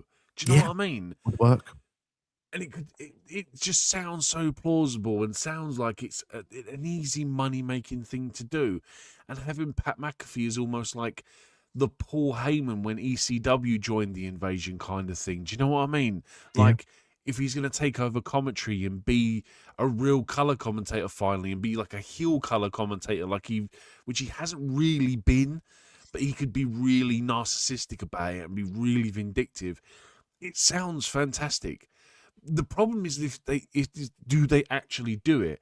And my feeling is that once WrestleMania is done and Backlash is done with the tag team match that's going to probably happen, we ain't going to get nothing more of it. Pat McAfee's going to go off and do his quiet little thing on his podcast and doing whatever else he does for ESPN and all these other sports channels over in the States, and we won't get nothing else. Because it's my expectation is this will turn out exactly how The Rock after Cody Rhodes' soul turned out. It's not going to pay off. It's just going to end, and that's it, and we have to accept it. For me, this is just the easiest way to sell WrestleMania tickets in such short amount of time. And I hate to say it because I want it to be really good TV. God, they have struggled to have really good TV for about 6 months now. I just generally don't see it being that good, though. And that's my problem. And the thing is Jesus Christ, you almost wish they had a suggestion box. You know, like you get a suggestion box at work that's anonymous, and you write a little slip in it. My manager's a dickhead, you know what I mean? And it's anonymous. The manager will never know. You'd think WWE had the same thing. Here's a suggestion box. Suggest just your ideas, and someone fucking sits there and goes through all the suggestions and goes like, "Do you know what? That's a really good idea." And it's like, do you know what you could do? You could even actually put people's names and addresses off. And if the story's that good, do you know what you do? You reward the fan. You give them a ticket to that show that you want to play that story out on. Do you know what I mean? Or you give them a free ticket to a pay-per-view or something. And you just, instead of relying on a handful of people to write creative for this business and this company that is clearly struggling for story narratives at the minute, because the only thing that's carrying really is the wrestling, but the wrestling is still very lackluster at the moment because their TV product is so washed with celebrities that why don't you go to the 65 million subscribers you've got on YouTube, the millions of followers you've got on Instagram, ask them for a bloody story suggestion and see what people come up with. Because I'm telling you now, we've come up with some really good stuff. People on millions of other podcasts have come up with some really good stuff. And you'd be surprised how many people probably suggest the same story as well, and they just don't do it. And that's what irritates me, because you could easily make this really good product, but you don't. You just want to play up to sponsorship BS crap, where it's just like, oh, the ring has to have 74 sponsors across it, and every match, every pay-per-view card must have a Slim Jim match. Do you know what I mean? Or a Mountain Dew Pitch Black match. Again, make money how you make money, but when you're having Slim Jim plastered across tables and you're having red ladders with sponsorships on, I get why people are irritated of it, and it can be a bit of a takeaway from the product. But you've got millions of people out there that simply daydream and fantasize about wrestling stories that I guarantee you now are far much more interesting than some of the crap they are putting out on their product. Yeah, to be fair. See, I've ranted for 3 or 4 minutes now. I call it even. Do you know what, though? I think you've got a point, to be brutally honest, because I mentioned earlier on WWE Unreal. They write the narrative, and like you said, they're desperate to sell some tickets. Celebrities is their way to go. People are comparing a lot of this to WCW 2000 at the moment, and to be honest, with Pat McAfee, some of the things he's coming out with, they're probably right. It's a bit Vince Russo-ish, to be honest, without the filter in it when he was in WWE. But there is also the argument of it feels a bit WCW 1998 as well, because celebrity involvement was huge during that time period. They had the two basketball. Dennis Rodman, you mentioned earlier on, by the way, was taking another basketball player whose name skips my mind right now in the tag team match with DDP and Hogan. They did the same thing with DDP and Jay Leno. I'm not too sure. Yeah, they had Jay Leno in a tag team match as well. Road Wild, I think it was maybe, I don't know, 99 or something like that. And it's like they done this stuff quite a bit. So it's not uncommon to see that kind of thing. And look, celebrities work to a certain point, but I don't know if I want to see them so involved in storylines. We'll mention it again in a minute. Thank you, by the way, to Ribshot. Carl Malone was the person who it was involved at the time. They were involved in the NBA playoffs as well during that time period. But it's like, I just feel to myself like celebrities have a place in wrestling. And, we've seen a precedent with Bad Bunny, which it worked really, really well. We saw a precedent with Logan Paul where it's worked quite well. Jelly Roll, I think, has done very well in the time he's been around. But Jelly Roll's match last year when he actually lost, great. That makes total sense. And his promo work is fantastic. He is very good as a promo. But when I'm seeing Little Yachty, going off a tangent now a little bit, on SmackDown, calling Sammy Gingerbread Man, that don't work for me. I think that's just a waste. It just doesn't work. It's if anything, it's taking away aura from Trick Williams right now. Pat McAfee coming in he's getting natural heel heat, but at the same time the stuff he's coming out with is nonsensical. It feels to me like some of the celebrity involvement just is is badly done. I mean, IShowSpeed, we mentioned earlier on, I think actually has potential. I think could actually work in a weird way, but we know it's taken away from what, and you can see that spot was meant for Bronson Reed, not meant for anybody else. So that's where they've gone down that avenue. But there you are. See, the thing is as well now, it's like, look, we went through 30 years of celebrities being not capable of doing anything, and then obviously like the likes of, I really want to say like Stephen Amell was like the first one to really come in and be like, do you know what, I'm going to take this seriously and try and actually put on a wrestling match. And then ever since then, everyone who's come in that's wanted to do a match has kind of like taken it seriously. Like you said, Logan Paul, obviously now full-time wrestler for the company. IShowSpeed is starting to train properly. Jelly Roll, look, like, I'm not critiquing the guy. The guy's got in fantastic shape because he wants to do it properly. I just think for me that you're taking away one from the wrestlers that should be on the card, because you're so many celebrities that are on the show that there's like, look, we just reviewed, what WrestleMania was it? What did we just done the retro for? 22. That's coming out this 22. week. Exactly right.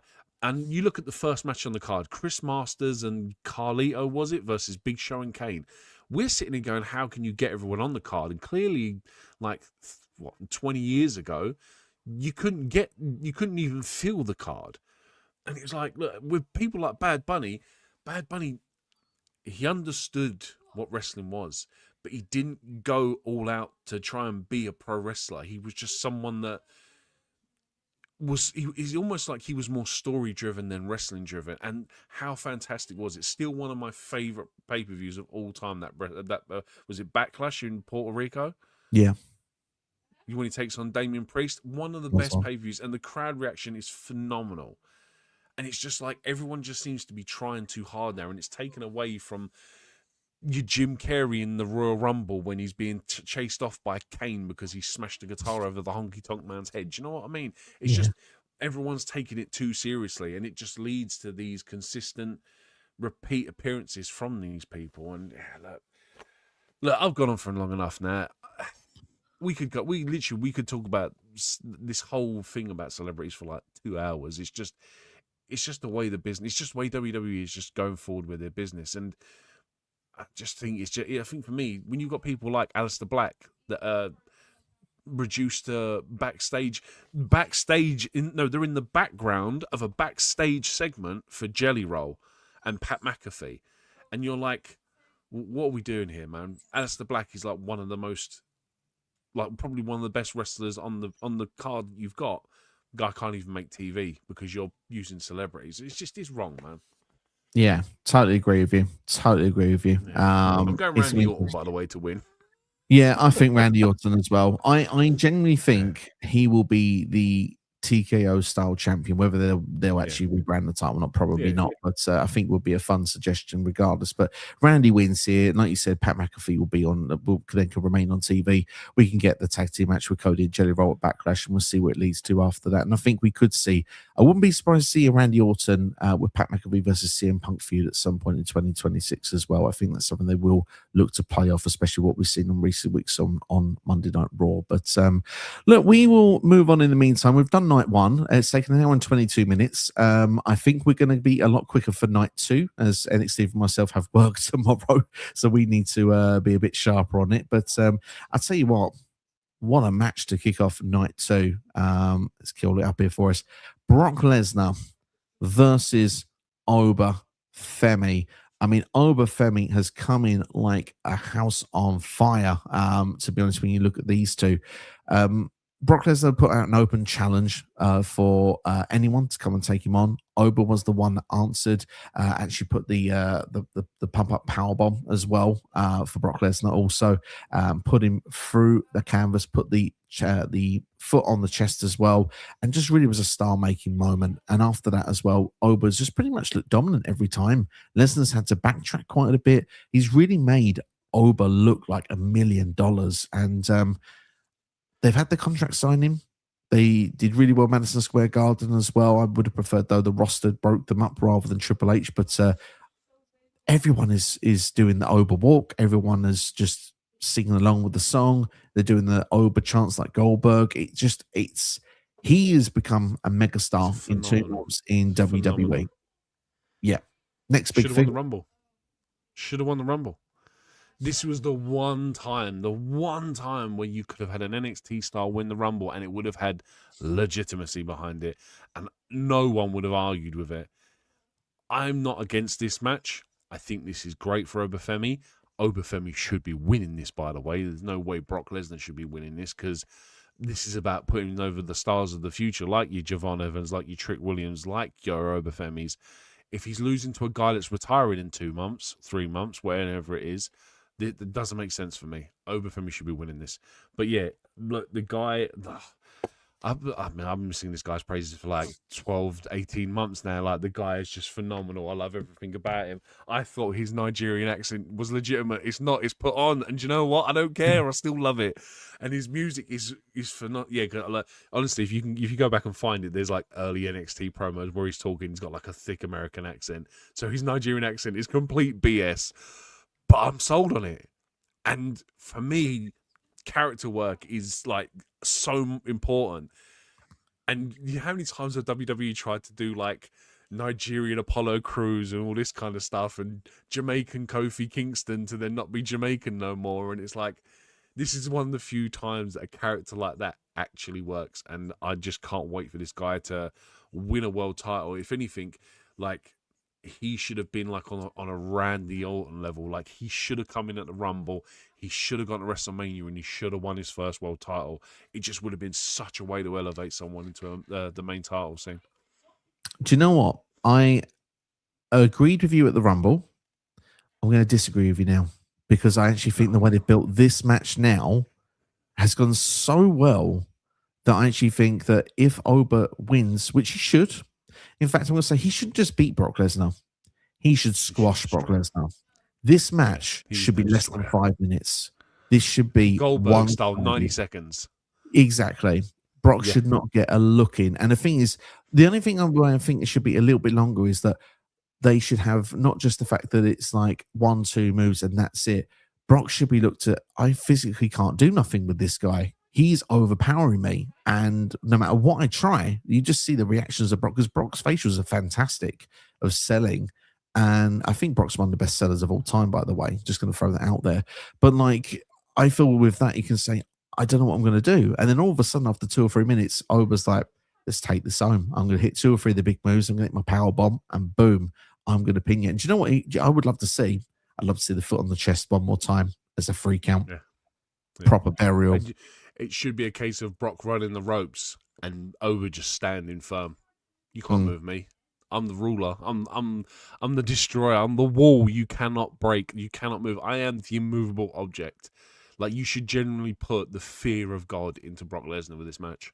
You should indeed. There are rumors suggesting Brock is not going to lose the match until his retirement match. I'm not buying it. I think that if Brock wins this, what a waste on everything they've done because it will destroy all the hard work they've done. And then I would agree with you, they should have won the Rumble. So what I'm going to say is with what they've done here to this point, they've made a new star. They do the right thing at WrestleMania. Oba will win.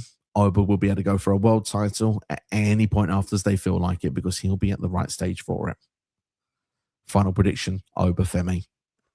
Yeah, I'm going to go with Oba as well. I want Oba to win because, I'm sorry, we've been through so many WrestleManias where we're supposed to be building for the future and we never have these up-and-coming stars win. Like, how many NXT stars have we ever seen over the years? How long does it take them to finally get over when you've got, like I said, Javon Evans, Trick Williams, Obafemi all come up? One of the best matches from Stand and Deliver last year, some of the best matches last year in general. These guys are the future and they should be winning these. They should be indeed. It would be good to see some stars well. And Leo wanted to see it at the start of the show as well. So hopefully he and us will get our wish. Jonesy, thank you for the kind words, by the way. But he has said nice words about my creative, but he believes that NXT will be right that this will be dropped after WrestleMania. We'll have to wait and see what goes along. But we're going to go on to our next match in the meantime. And this one, not as difficult to really go into storytelling because there is none. It's a simple ladder match for the Intercontinental Championship. We've got JD McDonough, Dragon Lee, The champion Penta, Javon Evans, Rey Mysterio has been added, and Rusev. I'm going to keep this one a bit short and sweet. We saw earlier on in the stream that Leo believes that Javon Evans is going to win this one. I am actually going to go with one of the few occasions that I believe we're going to get a title retain here. And I think that what they're simply doing is they're going to build a future singles match for the IC title between Penta and Rey Mysterio. Yeah, no, I can agree with that. I think people are expecting Penta to lose this, but I think it probably does more for Penta if he retains, because let's be honest, he's wrestled basically the same two guys every week for a year. And I really think that dropping the IC title at WrestleMania doesn't help him at all. And if anything, if he does it, I can just see him going back to Triple Mania for the foreseeable future, because he seems to be doing more on their TV than he does on WWE. So I would agree and say that Penta retains. I can see what you mean by doing Rey versus Penta. I don't think Rey should win that, though. I think Penta should win that, because Penta should be like going forward, should be the future. And like even like Javon, Dragon Lee, like all these people, I think should get individual shots for this IC title after this match. But I think Penta should retain. I agree. And I think Penta should defeat Rey Mysterio when they do it. They had a fantastic match many years ago in Lucha Underground, so I'd love to see him replay it on WWE TV. For me, Dragon Lee is someone that will be there at some point, but he's not quite ready yet, although he's improving all the time. Javon Evans, for me, would love to see him win the title. He's my backup pick for this match. However, I do believe, and this might sound controversial, not quite ready yet. I think that maybe he could do with a little bit more seasoning on the main roster for another few months before he's in around that championship. But I would say I think he'll be an IC champion before the end of the year. Yeah, I hope so, or at least seen with some sort of gold, like if they do a roster change, a US title, whatever. Like, if anything, if Trick Trick's facing Sammy for the US title, if anything, if you change the roster up, that's almost a justification for him not winning the NXT championship, but having him take that US title off of Trick.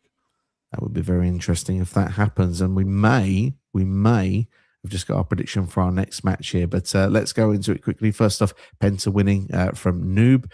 Let's go into it. We'll talk about the United States Championship, Sami Zayn versus Trick Williams there. Sami took Carmelo Hayes' championship in an open challenge to get to WrestleMania. Many people saying he just basically took his spot. Sami, though, simply has just taken an opportunity, but doing things that was good for himself. He doesn't understand what he's done wrong, but fans seem to be turning on Sami Zayn a little bit here. Is there a slight risk, because Trick Williams is so over, is there a slight risk that we could end up with a double turn in this match? I think so. I just, honestly, the booking of Sami has been so, it's so irritating, because like at the start of the year, he was red hot. He was going to be future world champion material. And he was like, it was his destiny to win that championship. And then what happens? They don't pull the trigger on it, and he doesn't win the Royal Rumble in Saudi. So they're like, oh, never mind. And I think everyone's just honestly just got bored of Sami. And I think that he honestly needs it. And the only reason why I say yes, because again, I'm fantasy booking here. If we get Sami as world champion for Mania next year in Saudi Arabia, Kevin Owens should be his opponent. And it should be Sami as it should almost be Sami as a heel in a city where he's adored against KO, who's a face, but is hated by that crowd. That'd be interesting. That would be a very interesting way to do it. The only way I say this doesn't happen, and Ribshot here says saying it in an English accent doesn't do much for the aura for Little Yachty either. Probably agree with that. That's probably the reason he's inserted in this, is to make sure Trick Williams doesn't get too over as a face and tries to get a bit of negative reaction, because don't see the reason why he's there otherwise, really. But for me, I think Trick Williams is winning this match. I think this is a short-term play here.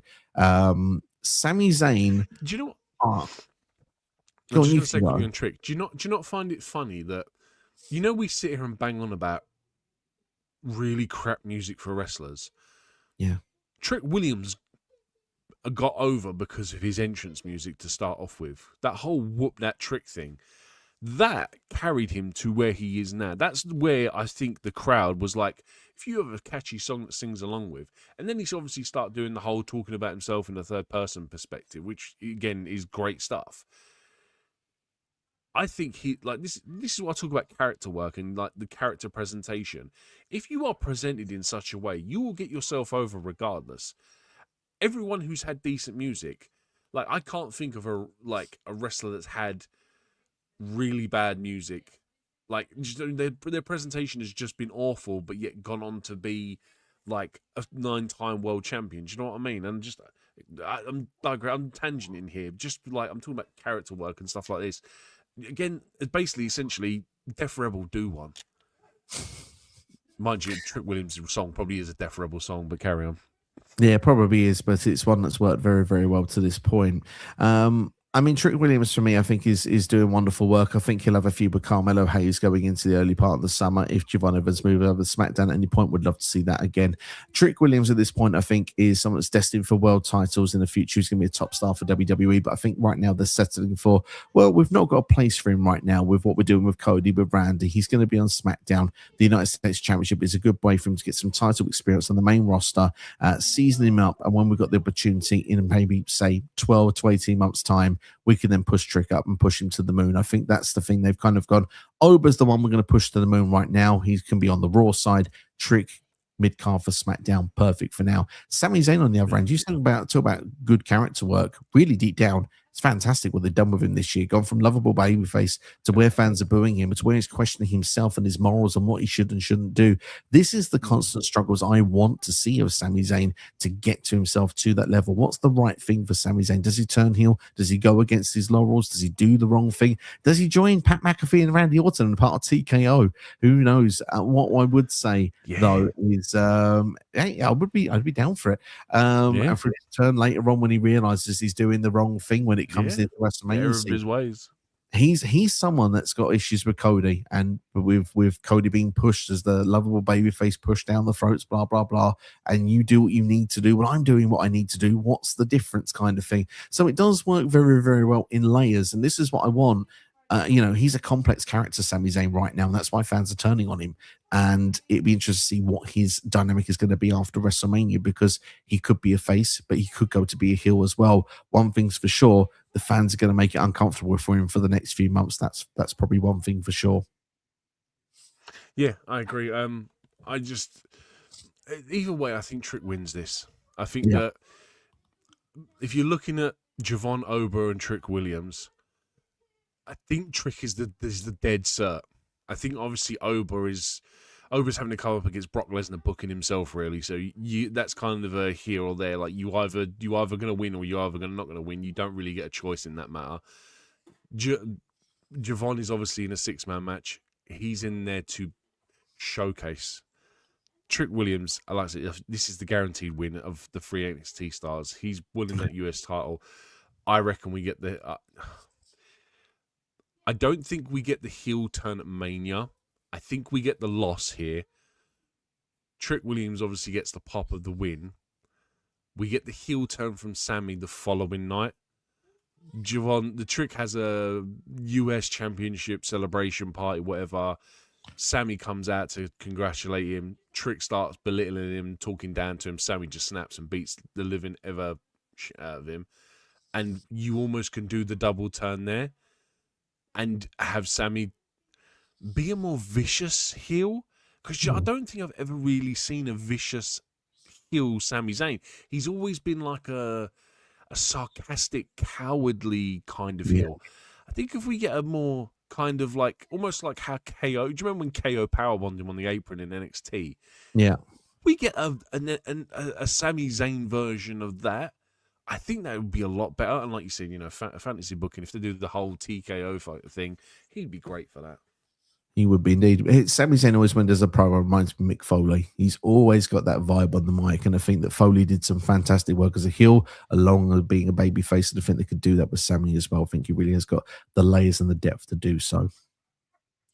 Yeah, We'll move on in the meantime. We're going to go on to the Women's Championship next now. It's Jade Cargill versus Rhea Ripley. Rhea Ripley winning the Elimination Chamber, and obviously that meant that she would go on to SmackDown to take on Jade Cargill. Jade Cargill, in the meantime, has had some enemies in Michin and B-Fab. But of course, if you can't beat them, join them, which has made a Jade Cargill stable. It's pretty much like the baddies in AEW, I suppose.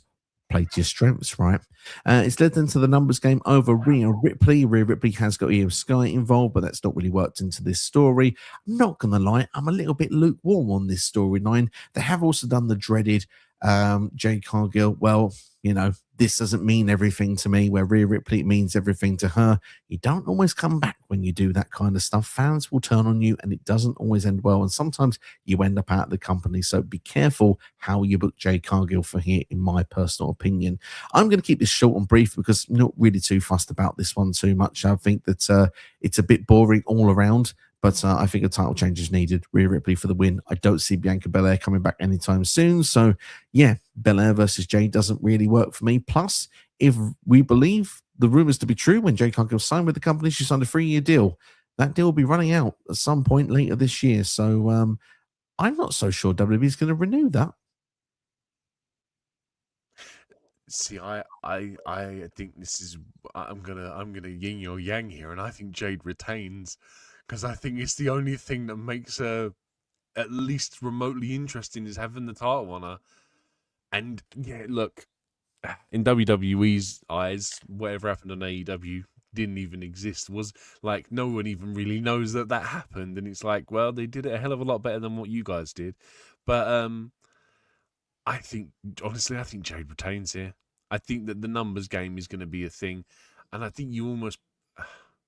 Like, don't get me wrong, it is Rhea Ripley, and Rhea Ripley should just destroy all three of them because it's what B-Fab, Michin, and Jade Cargill. But I just think... I think Jade needs to win, and I hate to say it because it's Rhea Ripley. Having that title on her at least makes her relevant.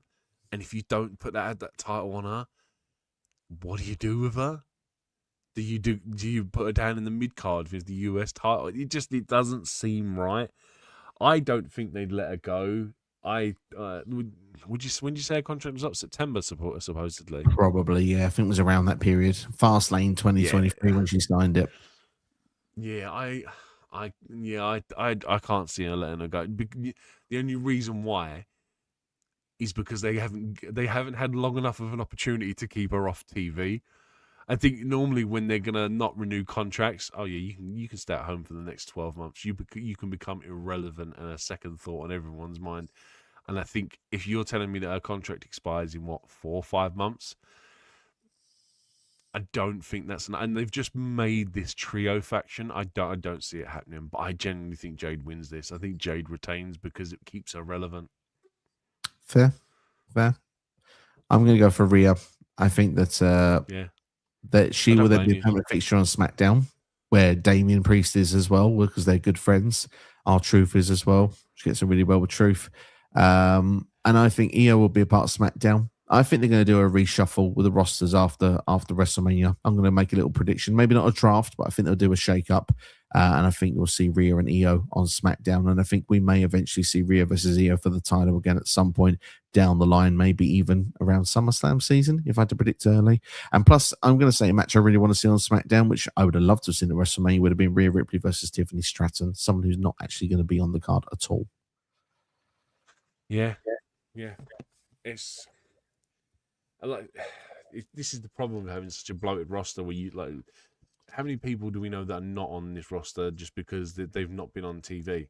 And like I said to you right at the start, when you've got LA Knight in essentially a kickoff match, it just doesn't make sense. So yeah, it's not like I said to you, it's not been the best booked WrestleMania, and this Rhea versus Jade match is just one of them ones where I'm like, I'm neither here nor there. I'm just simply giving an answer because I think that's probably the safest bet to do. But again, yours is probably the most logical, putting that title on Rhea. No, I would just answer Noob's comment.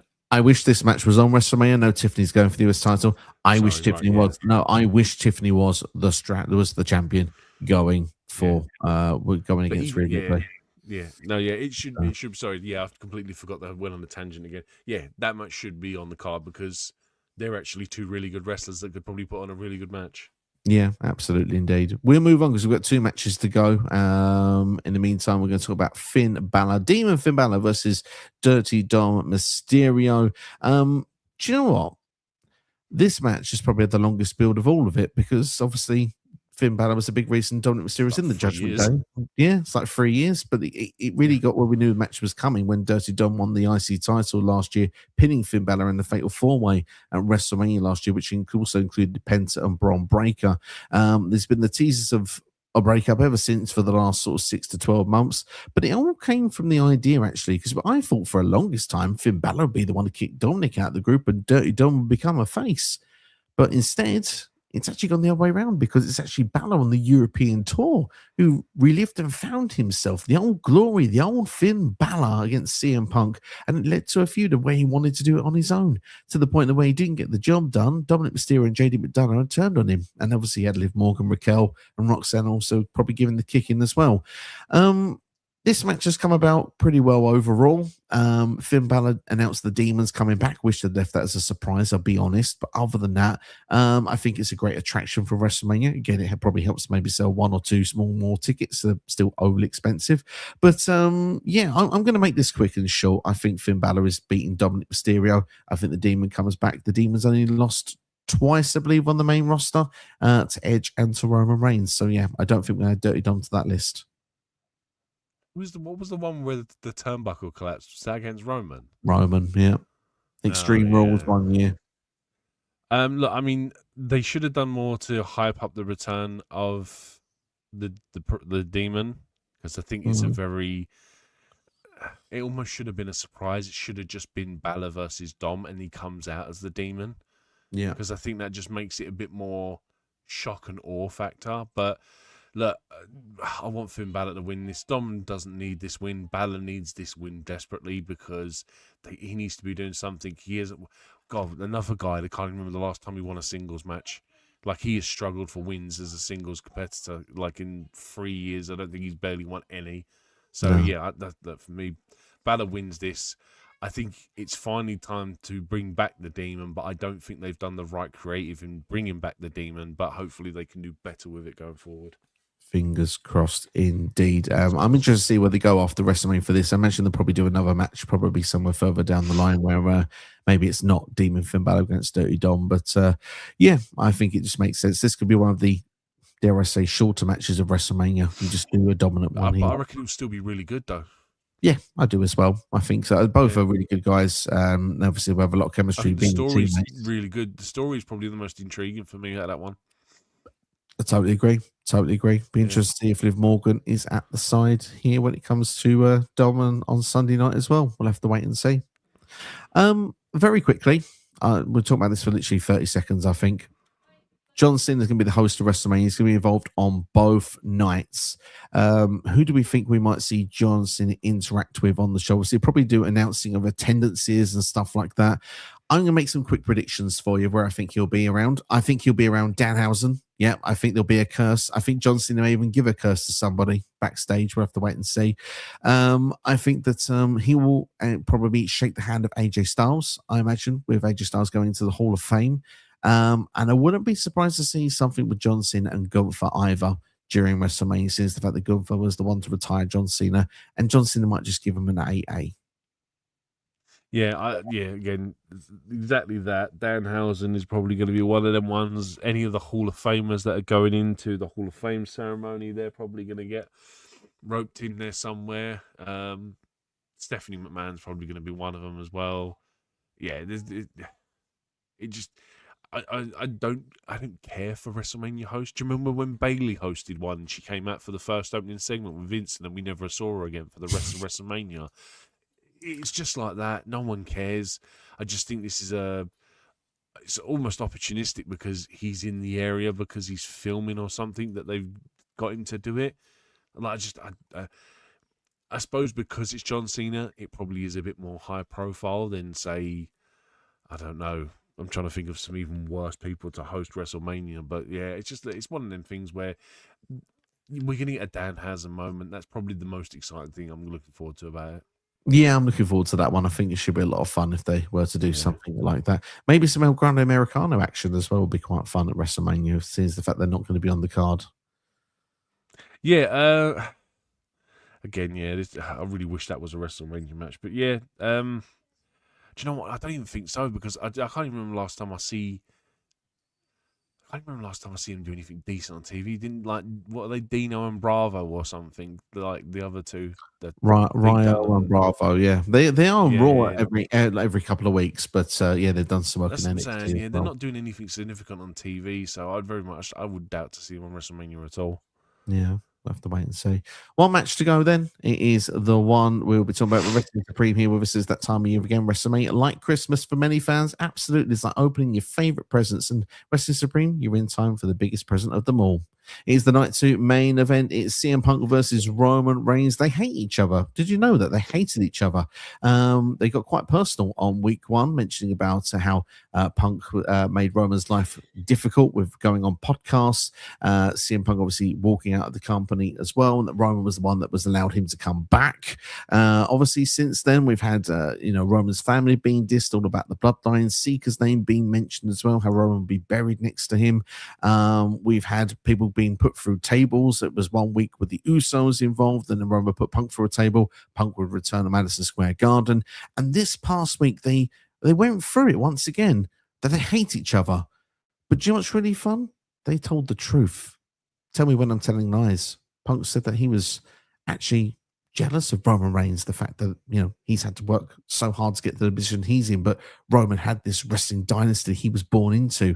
He wished he had that. He wished he was someone that had all those WrestleManias behind his belt. Wished he had the title length of reign that Roman had, which was really significant, since that Punk had a record-breaking one himself at that point of 434 days. Said you must have worked really hard to have kept the title for that long. I know how hard you would have worked to have had it. And then Roman said, I hate you. And the reason I hate you is because, well, the connection you have with these people. I hope one day when I'm gone, they'll be chanting my name for 10 years, because you were gone for 10 years and never stopped chanting your name. No one will ever take that away from you, whatever anyone says. Very interesting for me. Sold me on this WrestleMania match and actually made it feel very open to how it could go, because no one really had the advantage leaving that going in to WrestleMania. But Roman Reigns won the Royal Rumble. He picked CM Punk. Obviously, they haven't really played too much into the fact of losing the wise man. They brought it up on week 1, but these are both former Paul Heyman guys as well. NXT, get in, tell us all about it. What are you feeling about this match?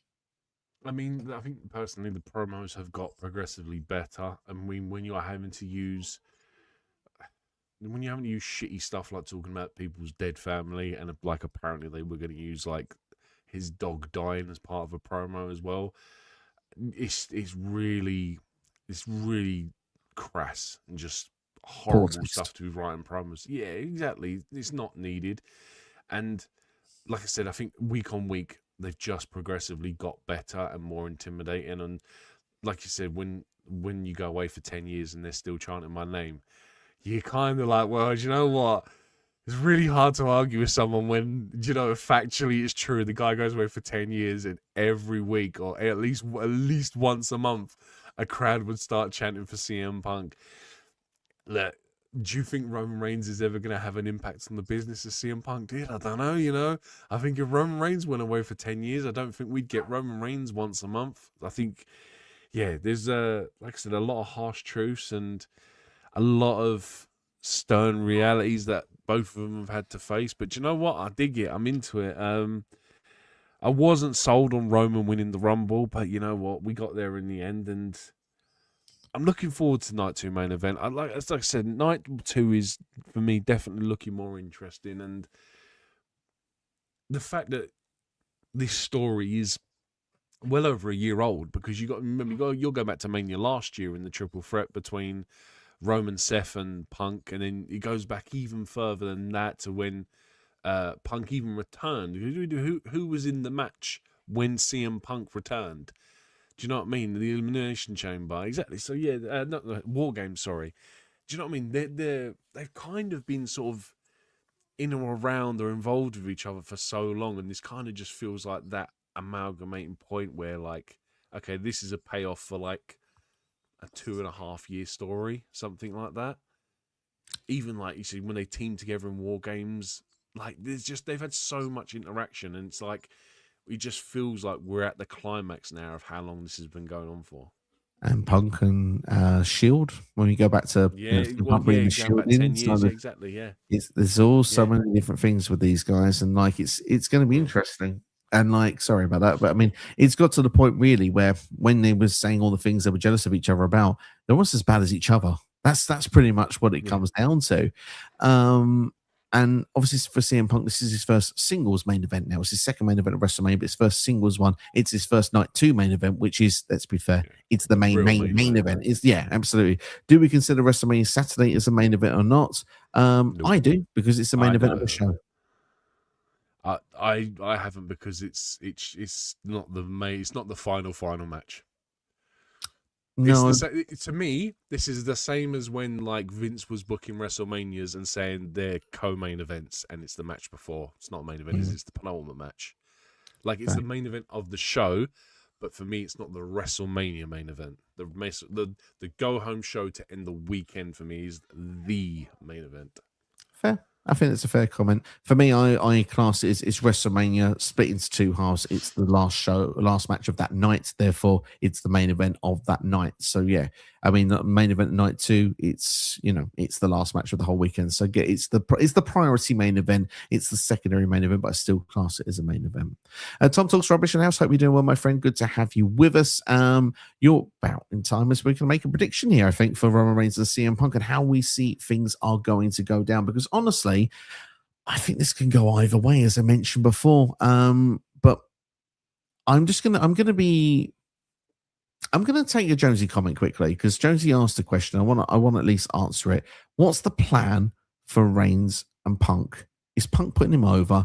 I thought he'd retain, as it's a real main event, and they'd drop the belt at the next PLE. Now, I'll be honest, if Punk has had his second WrestleMania, I thought Punk was winning as well. From the start of this, I was like, Punk will win here because he's finally got that main event. However, Roman's been out of the spotlight for 2 years, and he's made it quite clear people have had the chance to make themselves relevant, run with the ball. They ain't cut it. Business ain't doing as good as when I was on top. It's time to put me back in position.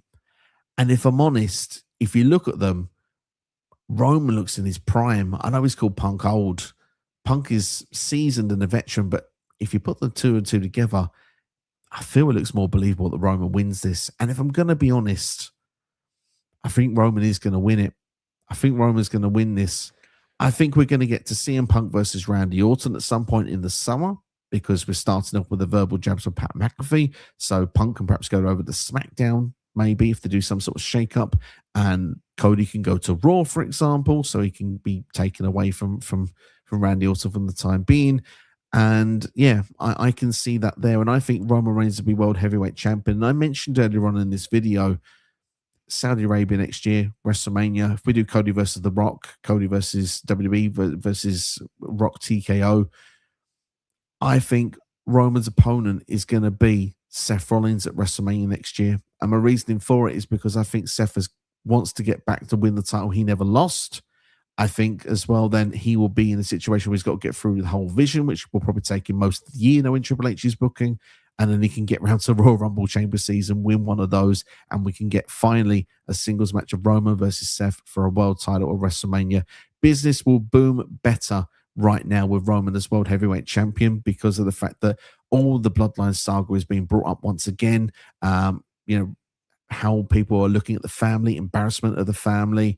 Solo's mentioning it. Jacob, Fatu's in the mix as well. The Usos, if they do what we suspect, and they might turn on each other again, there's going to be all sorts of twists and turns, ups and downs with the Bloodline saga, and it can kick off. And it's almost like, dare I say it, it's like the Marvel universe kicking off for another round. We've had the end game of the story first time round. We now can start off with a whole new way of how they want to present it one more time.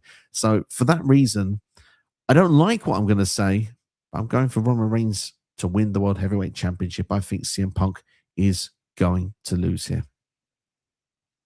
See, my biggest problem is without a Paul Heyman in Roman Reigns' corner, you have no one to consistently be there on Roman Reigns' behalf every week. So where like he was champ before, he turns up once every couple of weeks, once a month, whatever. At least you had Paul Heyman and the rest of the bloodline to at least be on TV and make almost a Roman presence felt. Roman winning this title, there's no guarantees on how many weeks he's going to show up every week. There's no guarantees on if he's going to show up for every pay-per-view. Like, his schedule is his schedule, whatever he's doing, fine. But without an advocate or someone or a group in his corner, a Rock or someone, do you know what I mean? Like, even if you, like, The Rock then made his appearance and he was on TV every week, which isn't probably going to happen. Like, I just find it hard to believe that Roman will win this title. And I think I'm going to say Punk wins because I think they're going to want to touch on Seth versus Punk again, which then is going to lead to Braun versus Seth because Braun is going to cost Seth from winning that title against CM Punk at some point. Seth can then go on and have his whole thing with Braun. Punk then has time to face whoever else, possibly drop the title to someone else. And then at some point, we get back round to Punk winning the title, Seth winning the title, those two versus each other, finally, eventually, in a singles match at WrestleMania, possibly for next year. I don't know. I'm going to go with Punk just purely on the basis that the guy is going to be there every week. And I don't want to go back to Roman or Roman being the new Brock where he's champion, turns up for pay-per-views, doesn't turn up for anything else. Because we went through all this before, how boring it was that the IC title or the US title became the main focus of a show, especially a Raw when it's your main title. You can't do that. Not again. We've been through that so much before. So I'm going to say Punk purely on that basis. I can see Roman winning it. I want Punk to win it. See, this is the thing. My head says Roman and my heart says Punk. This is what I want to see happen. This is what I want to see. I want to see Punk win. I want to see Punk win, which then leads to a fallout of Roman didn't get the job done. The Usos win on the opening match of WrestleMania, earn themselves a tag team title match on Monday Night Raw. On Monday Night Raw, they do not win that tag team title match because Jimmy gets pinned and Jay snaps. Jay snaps because Roman didn't win the night before and they've not won the tag team titles, and he'll class it as Jimmy's fault. He will write Jimmy off of TV, give him a brutal beatdown. Jimmy will go off and actually, in real life, go and be a parent with Naomi for a little while, and he'll make a return somewhere point further down the line. Then with Roman obviously taking time off, taking a break away, Jey Uso will say, nah, Tribal Chief, he's had his time. Move to the side. It's my turn to be Tribal Chief. And we get CM Punk versus Jey Uso this time because CM Punk won that title, beating Jey Uso Saturday night's main event in November 1st. And that was when Jey was the babyface. Now this could be a heel, more conflicted, don't give a crap, happy to use weapons, happy to cheat. He is happy to do what he needs to because he saw Roman do it all. And he was the right-hand man for that guy as well. And perhaps maybe Jey builds members of this Samoan dynasty that's in the family. Maybe we see a breakup of the MFTs, for example. We see perhaps maybe one or two of those. Maybe Solo goes with Jey, for example, on Monday Night Raw if they shake things up, if Tama Tonga's going to break the group up. I don't know exactly how it can play out, but from that way, we can build a summer storyline of Jey Uso wanting to become the next Tribal Chief, trying to win the world title. Perhaps maybe he wins or maybe he fails, but it leads then to Jey versus Roman, the battle supremacy of who the true Tribal Chief is. If the Tico thing stuff doesn't happen, then maybe that way, then when Roman wins that, maybe then that's the point that The Rock can enter into the scene and can say, look, you've actually been the reason that this family's let down because look at all the chaos you've caused by not winning and not beating CM Punk. I beat CM Punk all them years ago and I could do that now. That's why I can still come back now and I can still beat you. And that's so you can set Rock versus Roman for WrestleMania 43 of who the real Tribal Chief is, who is the real head of that family once Jey does not succeed.